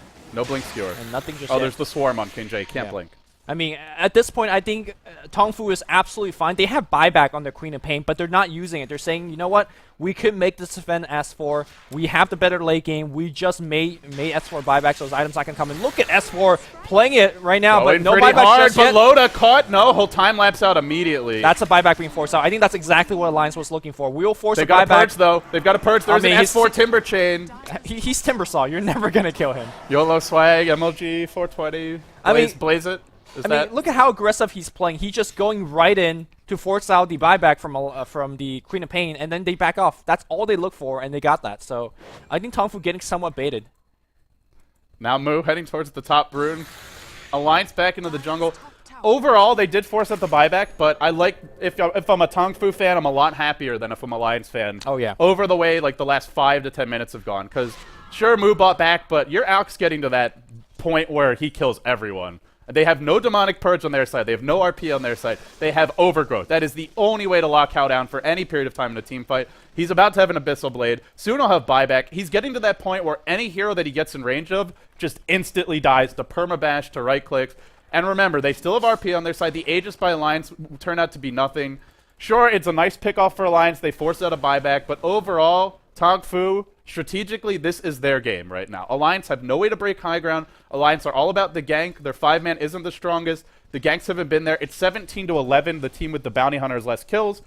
Basically, Tongfu should win if they play it right. But Alliance has a way of forcing mistakes. I mean, sure, you could say that Alliance can force mistake, but there's really nothing out there. You don't have an EGM Shackle Shot that comes straight and hits 2 and you win a team fight. You don't have an S4 RP and just suddenly gets 4 and you win a team fight off that. There's nothing. Like, unless, I guess, Tree gets a Blink Dagger and initiate with a Blink Overgrowth. That's so underwhelming. That's so bad because there's, like, BKBs up the wazoo on Tongfu. So there's just actually nothing that Alliance can do to force a Tongfu mistake. It's so hard for these guys to make a mistake. And so far, they haven't been making it. I guess you could call the buyback from a Queen of Pain the mistake. I mean, they had the miss skewer early game. They had the miss quapple. I think that's pretty much it. That's like the individual misclicks, right? They haven't strategically made a mistake. No team mistakes, no strategic errors. Yep. And now if you look at the entire Alliance team, they're scared. And of course, let's compare late game. On one side, you have a Weaver, which can in theory get big. He's probably one of the scariest Divine holder there is because he's so hard to kill. He's got BKB Lincolns. In theory, he can be going for it. Here's the problem, though. One team has RP. So no matter how the enemy carry, no matter how big Loda gets, if he gets Blink RP, the fight's over, and it's lost. Because they have no Shadow Demon, they have no way to keep him safe. And if he gets RP'd, that means almost certainly Alk is just right-clicking him, and he will die within 5 seconds. Bloodstone Suicide Heal, bro. Yeah, that's actually a great point. Maybe S4. Oh, my God. He doesn't have enough charges to make that work. The heal is based on how many charges you have, then. So, yeah, you're right. 30 HP per charge. Yeah. I don't know. I mean, if your Alliance, though, like, Subterfuge is your ally here. You have to be sneaky, outthink your opponents, outmaneuver them. Yeah. They'll go for it now with the smoke gang. And Tongfu, constant vigilance. They are spread out right now. They're a little spread out, though. This might be a lapse in that vigilance. Here comes the fight. Bulldog into the fray. King J in the front lines. He blinks to one direction. Now Hao duking it out, but he's getting plinked away by Loda. Dropping fast, dropping hard. RP from King J. Is it in time? It's close. Is it close enough? It's not. They've lost 3. Oh, no. They've lost 2. Now buybacks from both. They're going to lose more, though. Banana on the run. Banana, Ghost Scepter up or not. He's in trouble. Chakram's in. The Alliance, where there's a will, there's a way. A great smoke gank. Tongfu caught with their pants down there. They do buy back massively, and they might hold the high ground. But remember, RP's cooling down, and now Loda's got a Daedalus and 3k gold. If you're Alliance, you go big, you go home. It's time to force the wreck. Yeah, Alliance is just so tanked. They just waited out the BKB. Hao needs lifesteal. He needs flat. He needs something from his team. They are blowing up every single creep wave, so Alliance just can't get up to the high ground. But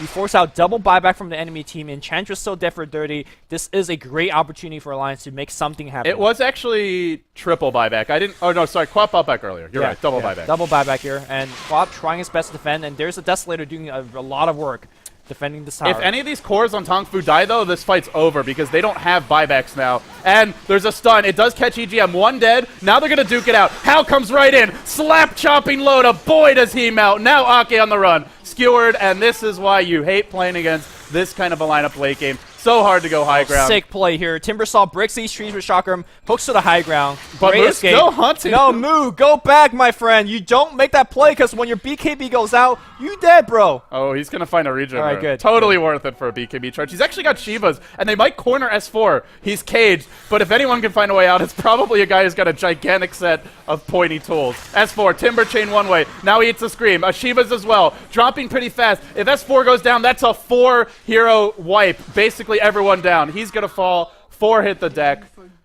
That was without RP, Luby. I mean, was that worth the kill killing S4 or going for a tier 2? Or in fact, I guess you go for tier 4. They'll get both. Both? Yeah, Loda is dead for 40 more Just seconds. remember, though, if they overextend and they die again, that might be game. Because Alliance can go right back down mid, And with Loda this farm, that's racked. They push very quickly here, but Hao pushes pretty quickly himself because he is going hard on that tower. I'd like to see you to pick up an item right now, perhaps a Reaver, because you bought back, you might as well spend your gold anyways.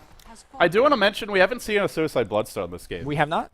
Or at all in this tournament? I feel like it's, at least for me, I like always forget about that, even when I read about it, I'm like, oh, that's a cool change in the patch. But I think I've seen one in competitive play. Seems like everyone forgets about it. Well, maybe he thought that... Or he wants to save it for a better moment. But it like, does the have thing is, like, you save it, and then you just end up never using it. It does have a very long cooldown. And when That's true. When you're suiciding just to deny, like, 200 gold at this stage of the game, perhaps... Maybe not worth it. Maybe healing Loda in that one team fight. This isn't important. This is just me. As a random aside, and Yeah. we digress. We digress. So before the next team fight, what needs to happen is that either Alchemist picks up lifesteal for himself, or we have somebody pick up lifesteal for him, because... Well, it's not going to be Mag, because Mag's going BKB. Sangsheng could almost buy Alliance. Can't quite, though. Yeah, I No, mean, he goes Ghost Scepter, so they have no lifesteal for him. Yeah, we saw how he was actually doing a ton of damage just chopping people away, but at the same time, once his BKB ended, S4 just made short work of him. If he has lifesteal, though, he can just go toe-to-toe with S4. Oh, he go toe-to-toe 1v4 if he has lifesteal. Because like, they have no stunts. Yeah. Well, I guess they have Frostbite. They can kite him, but... So my question is, if you're Alchemist, if you're Hao, what is your item you're looking for? Are you looking for maybe a butterfly, satanic, I think heart? you get your bots here, because you want to be able to have an item slot freed up, first of all. You don't want to be running around with no TP scroll. And then, after that, yeah, maybe butterfly. I mean, he could go satanic. Does Loda has no MKB, Loda's not going for one, so butterfly could be pretty good. I don't know if he needs attack speed, though. Like, sure, the evasion's okay, but...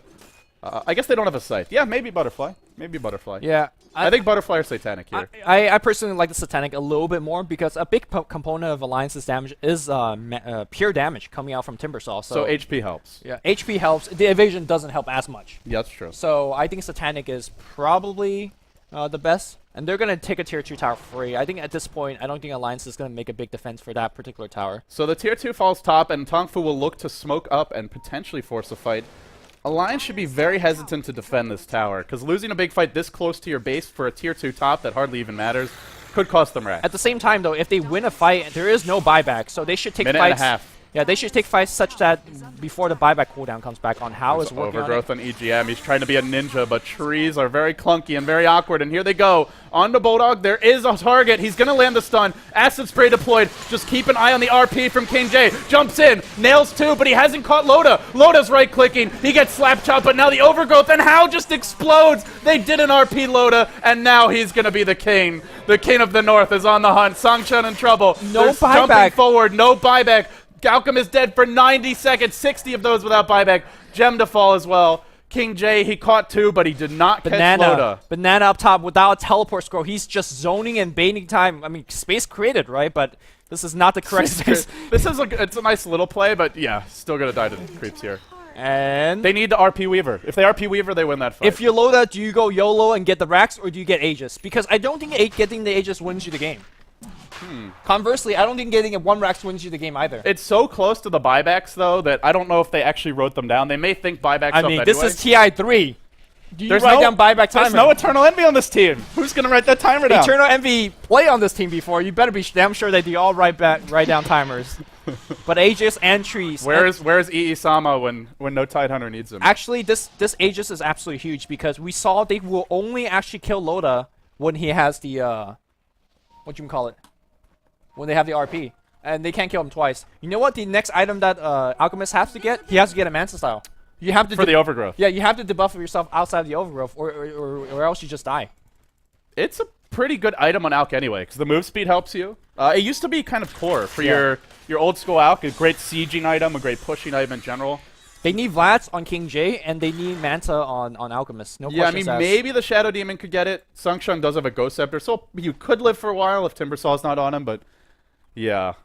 I mean, these team fights are decided in seconds, right? Yeah. And we saw what happened to Hao. If he isn't right-clicking and blocking Loda down, he's dying in 3 crits. 3 hits, maybe. 1 crit and 2 hits. I don't know. He died really fast. Yeah. I mean, those crits are coming fast and strong from Loda, and I think Loda sends blood in the water, saying, we have Aegis, we have Cheese. Let's win. It's an absolute nail-biting pace to this game. 53 minutes in, the Alliance are pushing for high ground. They've got Aegis, they've got Cheese, and they want to try and take it now. Tongfu on the defensive. King J caught by the Swarm, cannot blink for now. They've jumped on a Bulldog, Nice pick out off. of position, Gem down as well. S4 retreating out, Imp comes through. Doesn't have to cheese, but House says, I think we want to force this one, guys. I don't know if they do, though. They don't. Just make sure you get the killed defense. off the Bulldog. That ends the push. The Aegis timer will now start to tick down, and yeah, you probably play it safe. Yeah, Tongfu needs gold right now. They still need the Vlad. I think that's the most important item pickup. You do see the Alchemist has the point ultimate orb, so he is definitely going for Manta style. Unless he goes something crazy like Scotty. Could he be going Lincoln's? I think Lincoln's blocks overgrowth as well. I guess there's more ways to remove it, I don't though. think it does, actually. Purge said that yesterday. I'm not sure if that's true, but Well, either way. rescue us. Probably Manta. Probably Manta. I think Manta's the safer choice anyway. It's a better DPS item. Gives them a move speed, which helps you chase. And there's a lot of ways to remove Lincoln's regardless. There's Track, there's Nova, or the Frostbite. There's plenty of spammable spells. They see Mu on the bot lane here. Mu, gotta be somewhat careful. Meanwhile, Tongfu is just farming as a team. The smoke gank previously in the fight over here, it was fairly effective if you remember this one. And I think Alliance, they should have a couple of smoke left in their shop. Let me quickly check out. Yeah, they definitely have a couple left. That's something that they can consider. But again, in a long drawn-out game like that, Loda is hurting for quite a bit. But he is almost peaking out. He's got 5k and the slot for the Aegis. The only items they can really get that I think matter right now are Scythe of Ice on S4 and I guess Loda one more item if he loses Aegis. But I think if they lose Aegis, they might be just losing the game off of that. Yep. There's a Manta style finish on Alk. Yeah, that's, I mean, you pointed it out, and I think it really is such a good choice on this game. But he still doesn't have lifesteal. I mean, you're 54 minutes in. If they had a Vlad's on the Magnus, he probably can't go for one here because he has to save for buyback. But if they had a Vlad's on someone who can live, even for like 5 seconds, that's that enough. Might the just fight's win over. you the game. Yeah, the fight's over after 5 seconds. If Alchemist could right-click and not die. Because we always, casters, I guess people have pointed out, tend to talk more about carry item selections, because carries make more item selections, they make the bigger ones, but Vlad's, those support items can often make the difference. You got a support player on your side, man. I got you. Carry me, LD, says Lumi. I'm trying, Lumi. I'm trying. I'm feeding, though. I ain't no Loda. Here we go. They're pushing the middle lane. Tongfu defending for all they're worth. Alliance trying to beat down the front door, but they've got a rather weak battering ram to do it with. They disrupt Loda. Uh-oh. Look for the stun. It's coming through now. It's a long-range stun, remember? They actually can't go on Loda because he's got 3 lives right now. Yeah, but they're in no hurry here. I mean, they're blowing Loda up. The tower still has glyph available. They're just biding their time, and Alliance, they have to do more than... That's the weakness of Timbersaw. He just doesn't actually go up high ground that well. But Loda, they can't just dump everything on him. He's got the Aegis. He's got his second life, obviously. And then if he dies, he could buy back and time-lapse back in the fight if that's what he's looking for. So in theory, he's got 3 lives. Look for those RTZ plays. Here comes an Alk stun. It will be blocked by the Lincolns once again. They do keep on breaking it, though. Loda cannot rely on his Lincolns too much in these fights. Positioning crucial for him. If they manage to, say, blink skewer him and don't blow an RP on him, then I think Alliance just loses the fight. So keep an eye out for that as well. I mean, I don't know if you want to make that play for King J. That's very risky. It is. Oh, he's thinking about it. He gets track up. The swarm goes on him. I like the fact that he's even threatening to do it because it should put a little more fear in Loda. And now the Imps are also doing a lot of damage. Alk stun's going to follow him through the time-lapse. The disruption's in. The tower's not dropping, Lumi. I mean, this thing is just not dropping. They still have Glyph online. Tongfu holds so far. And Alliance are going to have to force this more. Those Desolator illusions with crits are just doing us so much work. Aegis ticking down. Once this Aegis expires, does Tongfu just say, okay, now we go and win? Well, I don't know about that because you'll pass. He's going to get a big item. It depends on the item selection from Loda. He could buy a 4k gold item and still have buyback. I don't know exactly what you'll get for 4k and have a humongous impact. Yeah, he's got 3.7k reliable gold now. Right. So no matter what. I think the Talisman Evasion against Hao is probably the best. Although with that said, Mu has Scythe of Ice and that will go through. Everybody's tracked. I don't think the gold matters. Like, or mid-game, I think it's a huge difference. But at this point, it's about who wins the fight. Here we go, though. They're lurching forward. They're getting closer. Alliance want to put some pressure out. There's a... Ooh, 4-staff. Oh, he tried for the 4-staff initiation. That's EGM, some Ferrari stuff. Trying to muster his inner 430. Couldn't quite get the angle right, though. Who says I play against Ferrari all day? Remember, even if they catch him out, there's still disruption, though. Butterfly. So they are going to go with Butterfly. The Evasion is going to do it. Queen of Pain does not have Hex right now. Is she going for the Secret Shop to buy it? That's a question. So he is a Butterfly, and he's actually got 4K. He already had the components on the ground or in his inventory, it looks like. Okay, so Loda's just rich. Richer than God. Well, who knew there was so much wealth in those cold winterlands?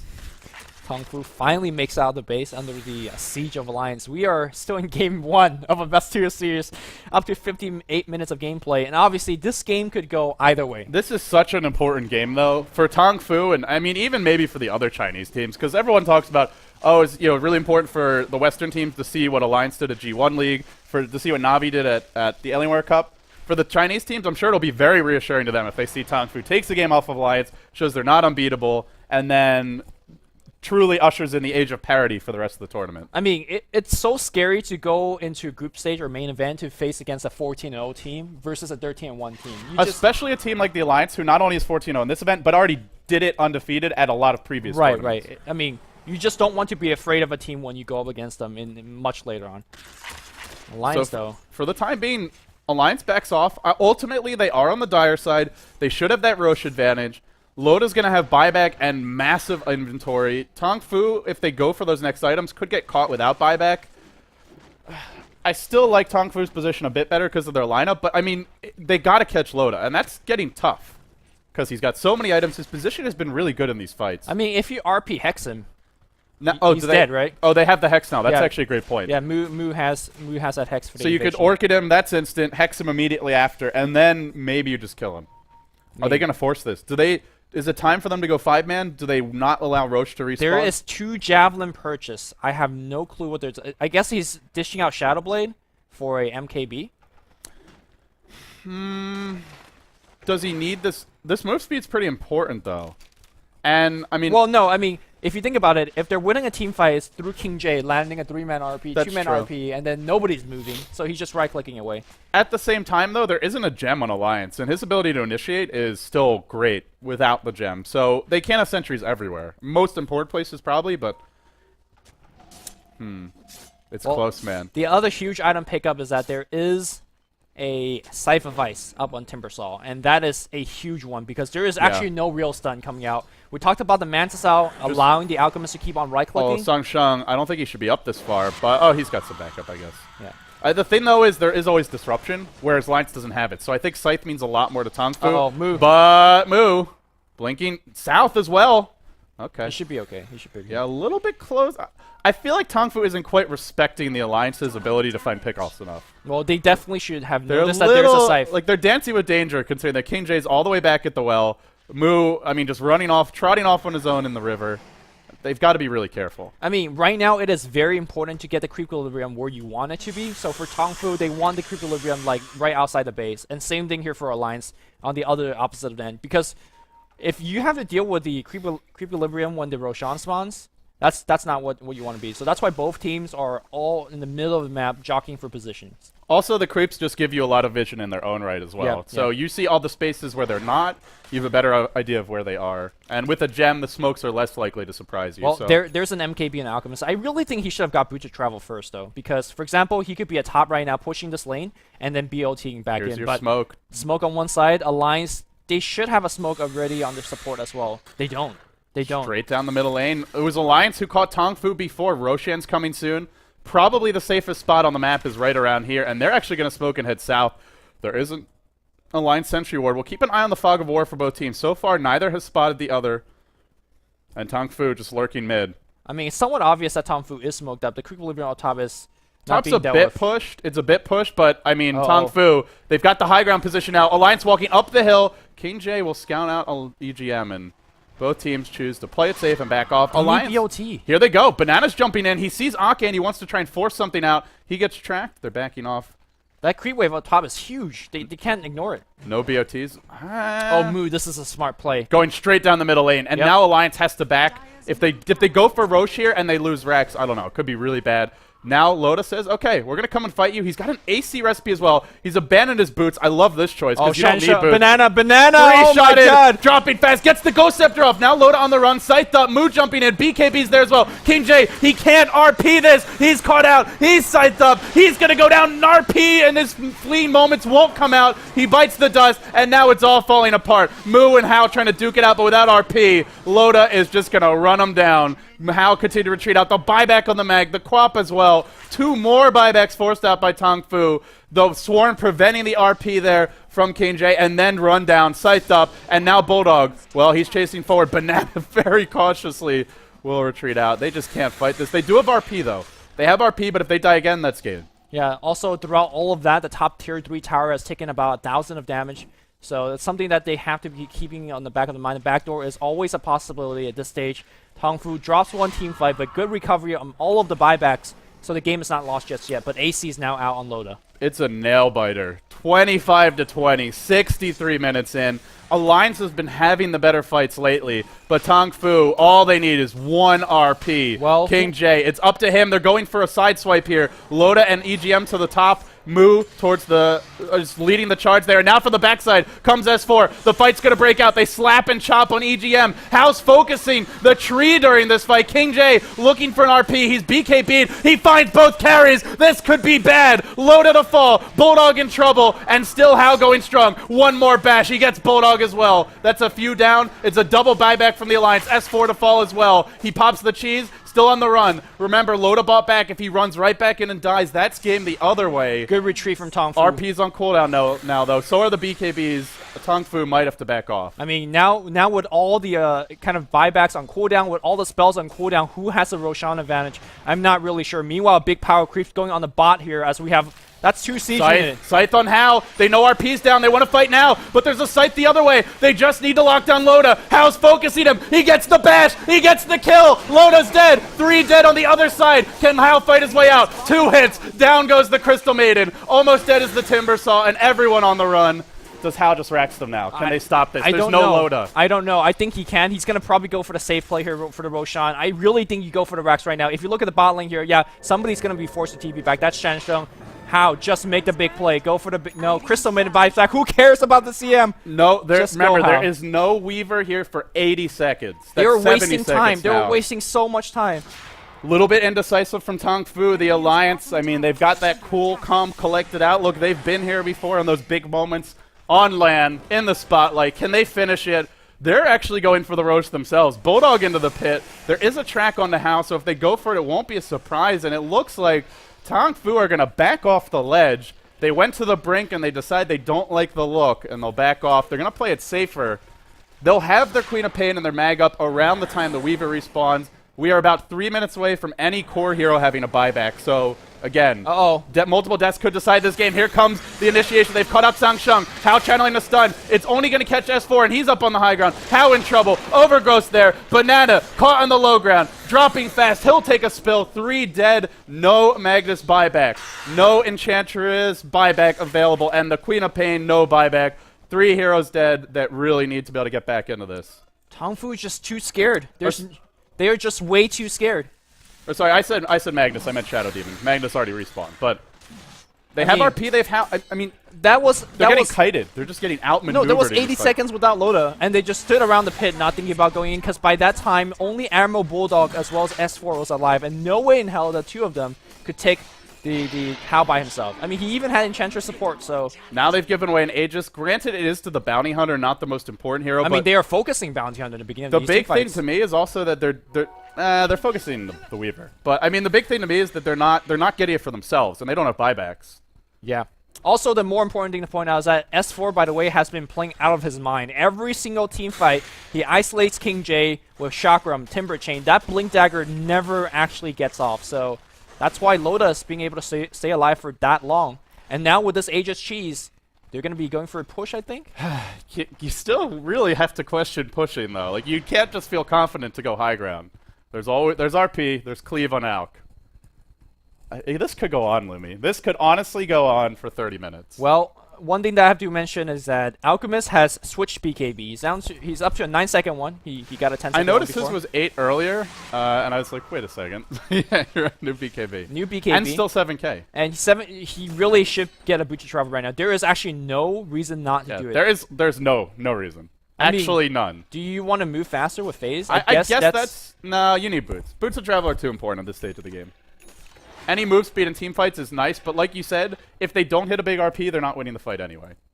So you count on King J, you trust him, and you. I mean, they won that fight when King J didn't hit the RP till much later, right? So he was actually chasing Crystal. They won that. Around. No, they won that fight with buybacks though, not with the initial engagement.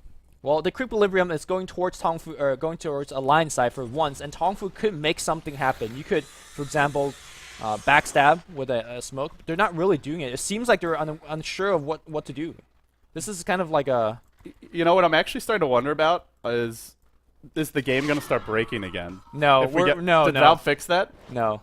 I mean, I don't think Valve fixed that, but I don't think this game will go that long. I actually really hope that it does. For all of you who are new to Dota 2, the game gets a little weird around like that 85 to 90 minute mark. I know Zoid, one of the programmers, was trying to fix it, or at least they were looking into it. I actually hope they did it, because cauldrons of fire start to erupt from the earth. The hellfire rains down from the skies. You have lightning all over the place. Things get a little weird when the game gets late, but we're not quite there yet. Now 68 minutes in. I think both teams closer. Both teams are just too good and too clutch. If they sense a big enough mistake, the game will just end right there. There's too much damage on the map. I think what Hao's actually doing right now, saving for 8k go, is the fact that he will die, he will buy back, sell phase boots, and boot to travel back into the fight. So he'll have phase boots in the first engagement, right, which is maybe a little bit more useful. I'm not sure if that's like even a next level bait, because if the enemy team sees the fact that you have boot to travel, they know you have buyback. They know you're gonna come have a second life. Yeah, they probably know he does anyway, but maybe, just maybe, their concentration has slipped. Any small psychological advantage could be the difference. Well, the Equilibrium back in the mid lane towards the side of Tongfu. I think we've seen this before, right? Didn't we see this like 20 minutes ago? Yeah, this was actually that last back and forth yo-yo. It was 4 or 5 minutes while the Aegis counted down. And we're at it again. There's a cheese up on EGM. Everybody that really matters is running out of slots to actually use the Aegis or the cheese. So this is that funny point in the game where you give it to your bounty hunter, who's probably not doing much in the fights besides throwing out track. You give your cheese to your Triad, who's a walking Vlad. Bounty hunter has a basher. Like, that could matter against Hao somewhere down the line. Maybe, but remember, Hao's got, I mean... No, if you bash him and he's not attacking your Weaver. Like, yeah, that's true. That actually matters. By the way, Loda for a long time has not been having boots. Chances of Hao getting 10 bashes are probably greater than Bounty Hunter getting 1, though. Because of how fast he attacks. He has Manta. You know, he has an empty drum. We'll see.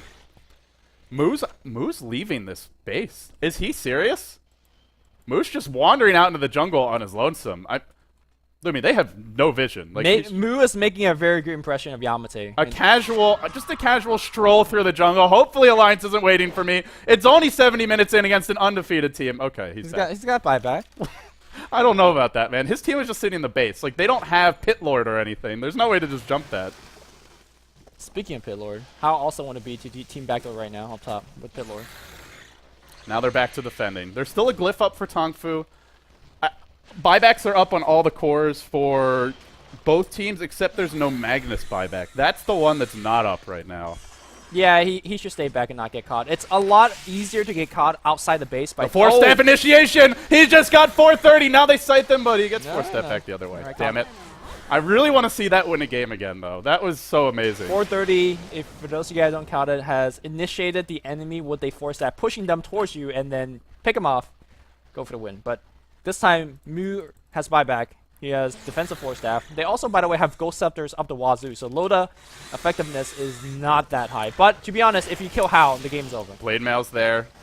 By the way, I like the Blade Mail in S4 because, well, normally the BKBs are running low, but I guess for the Alk it's not, which is the main one. It's still cute, though. Enchantress steals Illusion. Yeah, none of that cheeky Illusion killer. Manta sieging shenanigans. I mean, they will defend for 3 more minutes. They will hold on, and I don't think Alliance is going to break the base. The question is if someone gets sloppy. Like, we just saw Mu wander down the middle lane with basically no vision on his team. Aegis is about to be reclaimed, and do they force this fight now? Loda's coming forward. He's feeling a little bit more confident. Scurries out. Backs off. I mean, eventually this tower is going to go down, right? Maybe. Staff, No, Saif? they cite the vices there on S4. 4-step back out the other way. Didn't we just see that play? Like For each action, there is an equal and opposite reaction. Apparently, that's the laws of Dota. You know, one thing that's worth mentioning is Loda does have the time-lapse buyback, perhaps, but if he's a little bit slow, he won't have Boots of Travel buyback, because he'll have to drop a huge item to get back into the fight. Yeah, well, he's going to go for time-lapse buyback. But, I mean, eventually, Tongfu's tier 3 is going to fall. It is losing, like, 10 damage, 10 HP every time. Like, this game's not going anywhere. I would not want to win. If I'm Alliance, I would not want to try to win by taking 10 HP off the tower, because, again, all it takes is one momentary slip, and then you get RP'd, and you just probably lose the game. I think what Tongfu is rating for right now, Aegis is gone, by the way, so that's already a clear sign to go if they want to go. They want to have King J buyback. 4-staff again, move blinking out. They want to have King J buyback. If King J has the buyback, you think they force the fight? They force a fight. But remember, he's only got 1 RP. He can buy back, he gets one shot. Oh, now they're going in on S4. This is a Scythe. He drops pretty fast to the stun. The BKBs come out. Now an overgrowth from EGM. He caught 4, but mantling out immediately is How, and Loda and the rest of Alliance retreat out. Both teams, again. They have to back now. There's no overgrowth. They shouldn't actually stand for too long. Yeah, these teams are afraid. They're playing chicken right now, and both teams keep on backing down. No, Alliance are making a mistake by committing. The racks, oh, rather the tower. The glyph is forced out. I mean, they force out a glyph to get out. That's pretty good. Glyph is an important resource late game. One of the most. It is. So is overgrowth. I can't believe I'm saying overgrowth is important right now, but this ultimate shuts down Alchemist. Yeah, and speaking of that, well, he's gotten the Boots of Travel now, and he's got 8k gold. I mean, is there anything that he could buy that would matter? Fresh besides what he's BKBs. got? Fresh BKBs. It's 9 seconds. I don't think that 1 second should matter. If you can't win the fight in 9 seconds, you're not winning in 10. Right, I mean, he's going to use it a couple more times and then have it for a new one. Literal later I on. would call this a very small victory for Alliance. They've done chip damage to the tower. They forced out a glyph. Nobody died. Tongfu, why are you scared? Why are you scared, bro? No overgrowth. And then now it's back up. You know, imagine if they had a lone druid this game. Imagine if they had anyone who could actually siege properly. This game would have been over 30 minutes Oh, come on. ago. If they had Lone Druid, Tongfu would have been so much richer killing that bear for 300 gold. Let's be honest here. No, that's only the Chinese bear that feeds. The pandas are the feeders. I mean, can you imagine this bear coming up the hill and not dying? The great black bear of America doesn't feed. The brown bear doesn't feed. Only the panda feeds. I don't know. What kind of bears do they have in Sweden, by the way? Polar bears? Is it Yeah, called? the polar bear doesn't feed. Why has nobody made a polar bear yet? That would sell like hotcakes. Why didn't we make a polar bear? Here they go. Tongfu and Alliance back at it once again. 4-step initiation from both teams, but one of them got off an overgrowth. Shadow Demon explodes. Moo drops the ult. It does nothing. There's your RP. Did they catch Loda? They did not. Once again, he dodges it. Now it's up to Al. Hal trying to duke it out with Loda. He doesn't get a bash. He needed one. Now a big ult from Ake. Actually doing real damage here. Hal on the run. Tracked up as well. RP on cooldown. Alliance, have they done it, Lumi? Have they broken the back of Tongfu? They have. They have. This first lane of Rax will not win the game, but it is pressure. It's ever so slight pressure. And the mistake Tongfu has committed is not going into the tree when Overgrowth is down there waiting for Alliance. They think Alliance will not jump them, and the EGM just stuck his big tree up in everybody's faces. Because Force-Staff over... I told you, the only way for them to initiate is either blink Overgrowth or force Overgrowth, and they did it 75 minutes in the game. Did the Shadow Demon push that Treant in? Because I saw both heroes got pushed the opposite direction. I think so. So he actually initiated for EGM? Oh, we'd have to watch the replay to tell, but if that's what happened, I mean, man, that's a highlight reel-worthy play. I mean, it was a good initiation, minus the fact that Mu was not... Like, I thought you're supposed to force him in and scythe immediately, right? What happened to Mu there? Yeah, I'm not sure. He didn't pop his BKB. He didn't pop his scythe. I mean, it feels like Tongfu just are very reluctant to take the initiative, right? I mean, we saw after they kill off Loda, he doesn't have buyback. This is maybe 10, 15 minutes ago. Yeah. They could have taken Roche. CM buys back, so what? You don't even need your BKB to just live through the nukes and then go in.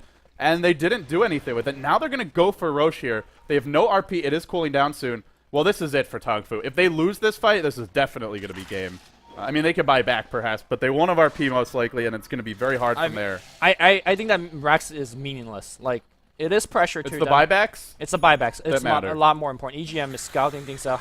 He's making the scout 20 76 minutes in. That's bold. EGM's How though? gonna If he gets scout out Scythe, How's just chilling in the trees. How? Where's the team? What's going on? Where's the backup? He already popped Manta. He's getting plinked away by Loda. Where is that friggin' RP? King J gets Scythe. No RP for him. Down goes How. He's got a buyback here, but he's got no way back into this fight. King J to fall as well, and Tongfu have just gotten steamrolled. Sangchun on the run. Mu as well. They've bought back on both Magnus as well as Al, but they'll lose another. Shadow Demon gets jammed in. They just got dunked. 3 heroes dead. What was he doing there? Where was the team? what is going on? Did he just like tap out to Twitter or something? Because did they have it? I think they had a gem, but I mean, I don't know. That just seemed like a very weird place to. Let's park our alchemists like as far away from our team as possible. I mean, Alliance. They haven't got this won yet. That's the thing, though. Like, Tongfu in theory could still win the game. Yeah. I think their spirits are somewhat starting to break, though. I just think Alliance is just making the better decisions, selecting their fights more wisely, and I just don't have confidence in Tongfu. Like, hero-wise, they could still win the game, but just the way they're playing feels like it's Alliance's chance. But here we go. One more fight for Tongfu. BKBs all get popped. Now on to S4. No, he's backing off. How's on the run. His BKB is about to wear off. He hits Loda a few times. There's your RP. Loda in trouble. Quad bolt over the top. They bring him down. Finally, Loda's dead. But now buy back. He time lapse in, and he's gonna find the kills. And that's all she wrote. Tongfu, out mind gamed, outplayed, and outmaneuvered, will fall to the Alliance. 78 minutes in, my 32 to 32, and Alliance keeps their perfect record alive. Barely, but they do it. I am so disappointed at Tongfu. They had multiple avenues of pushing themselves far ahead. Remember that Roshan fight where they took down Loda? Loda bought back, took him down again. They could have got the Aegis. They could have gone for the Rex. They just walked around the general area, was confused, didn't know what to do. Also, during that mid-engagement where Overgrowth was used, and then they backed off, they had full 60 seconds to make something happen. They're like, let's twiddle on a thumb a little bit. Tongfu should have. I think they should have won. This game was theirs. Yeah. It was theirs, yeah. Alliance had a horrible lineup to go high ground. They were behind at some points in terms of just their ability to take team fights, but they just made the better decisions. They got caught out less. The buyback by Loda, brilliant selection, not to have any boots, and knowing that he can always time-lapse buyback into the fights. They got repeated Roshans. Tongfu had moments to seize the initiative and didn't.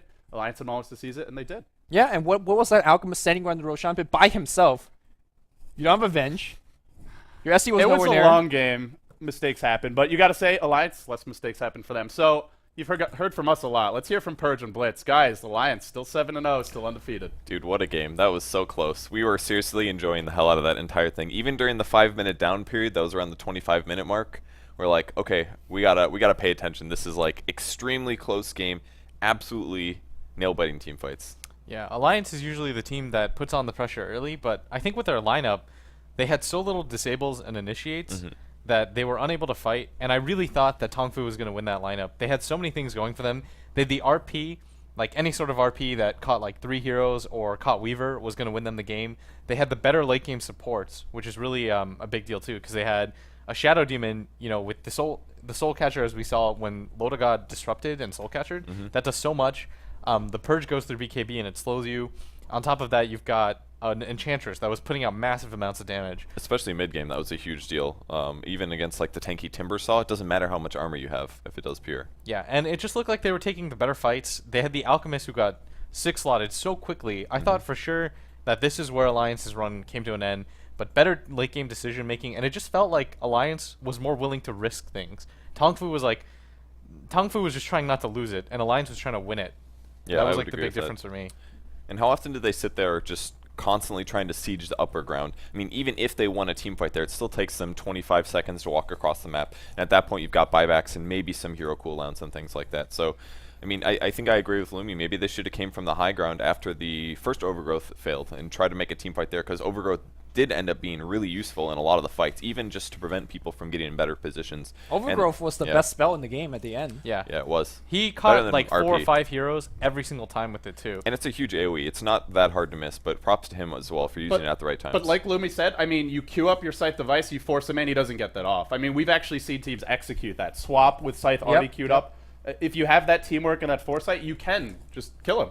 Yep. They forced him in, and he just overgrowth. I think they forced him in. Early game, they did a really good job of prioritizing him, and you actually didn't see any overgrowth early on. They just blew him up every single time. But after that, they're like, we have to kill Loda, we have to kill Loda, we have to kill Loda. And then everything was just used on him, and then EGM was able to just like casually stroll in. And the amount of times that Loda got saved at the last possible second when he got living armored.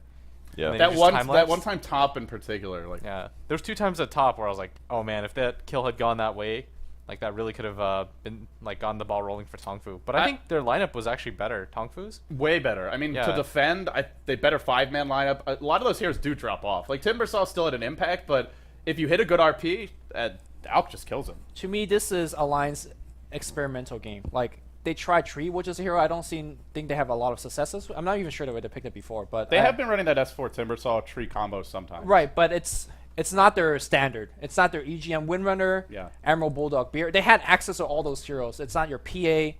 They didn't do their best, and they still beat Tongfu. Yeah, well, they didn't go with their safest choices. Yeah, so they definitely played their best. Yeah, that's true. They didn't go with the best picks. That's what I mean. Yeah. So Tongfu, they gotta just man up. At the same time, though, I think Tongfu will probably look at this game and say, like, if we made the right decisions, we win this game. Yes, but you also have to look at it and say, well, what if Alliance plays something more traditional that they normally do? Like, you give EGM a hero like Windrunner or Rubik, something more active. You give Lone Druid or Admiral Bulldog. I was about to call him Lone Druid. Same thing. Something he's more comfortable with, playing Lone Druid or Nature's Prophet, because the Nature's Prophet was available to them in the first 2, and that's what right now the way that the ban and the pick works with only being able to ban too early, it makes it really difficult to completely ban out a team like Alliance. So that was game 1. Yeah, surprisingly no kidding. enough. That was enough for the full set. We're going to be way behind schedule, I believe, by the time the second game ends. But yeah, that was game 1. Congrats to Alliance for keeping it at 0 losses. So, and can they beat Tongfu a second time? Now, keep in mind, Tongfu as well as Alliance are at the top of the groups. Liquid is up there as well. Liquid is able to 2-0 Tongfu yesterday. Although I think they just dropped a game to Rattlesnake, which is really surprising. So Liquid yeah, but they lose just one got game. Ursa Wisp, so game's over. Okay, so they got Ursa Wisp, and Lumi's just saying China disband right now. Yeah. There's so many. Lumi got flamed, I think, once for being like too China fanboy, but now he's like completely gone in the opposite direction. He's like completely abandoning all hope. LD's trying to like salvage things. Okay, when you play 80-minute game for breakfast every day at China, how do you get out late game when you have the better late team? Tongfu. I don't know. I like how you complained that IG GG's too early, and now you're complaining that They had Midas Tree. It was like 40 minutes in. You still have like 50 more minutes of gameplay. Why are you GG? I am done. Wow. All right. I need a breather real quick. Game 2 is going to be coming up soon, though. I'm sure the players do. One of Tongfu's players has not joined yet, but we do see our updated standings here, so you guys can check them out. We're going to go to a quick commercial break. When we come back, we'll be live with only Game 2. That's right. The Alliance still undefeated. 7-0. The Swedes are the kings of the group stage thus far. Can they keep that streak alive after this break? We'll find out.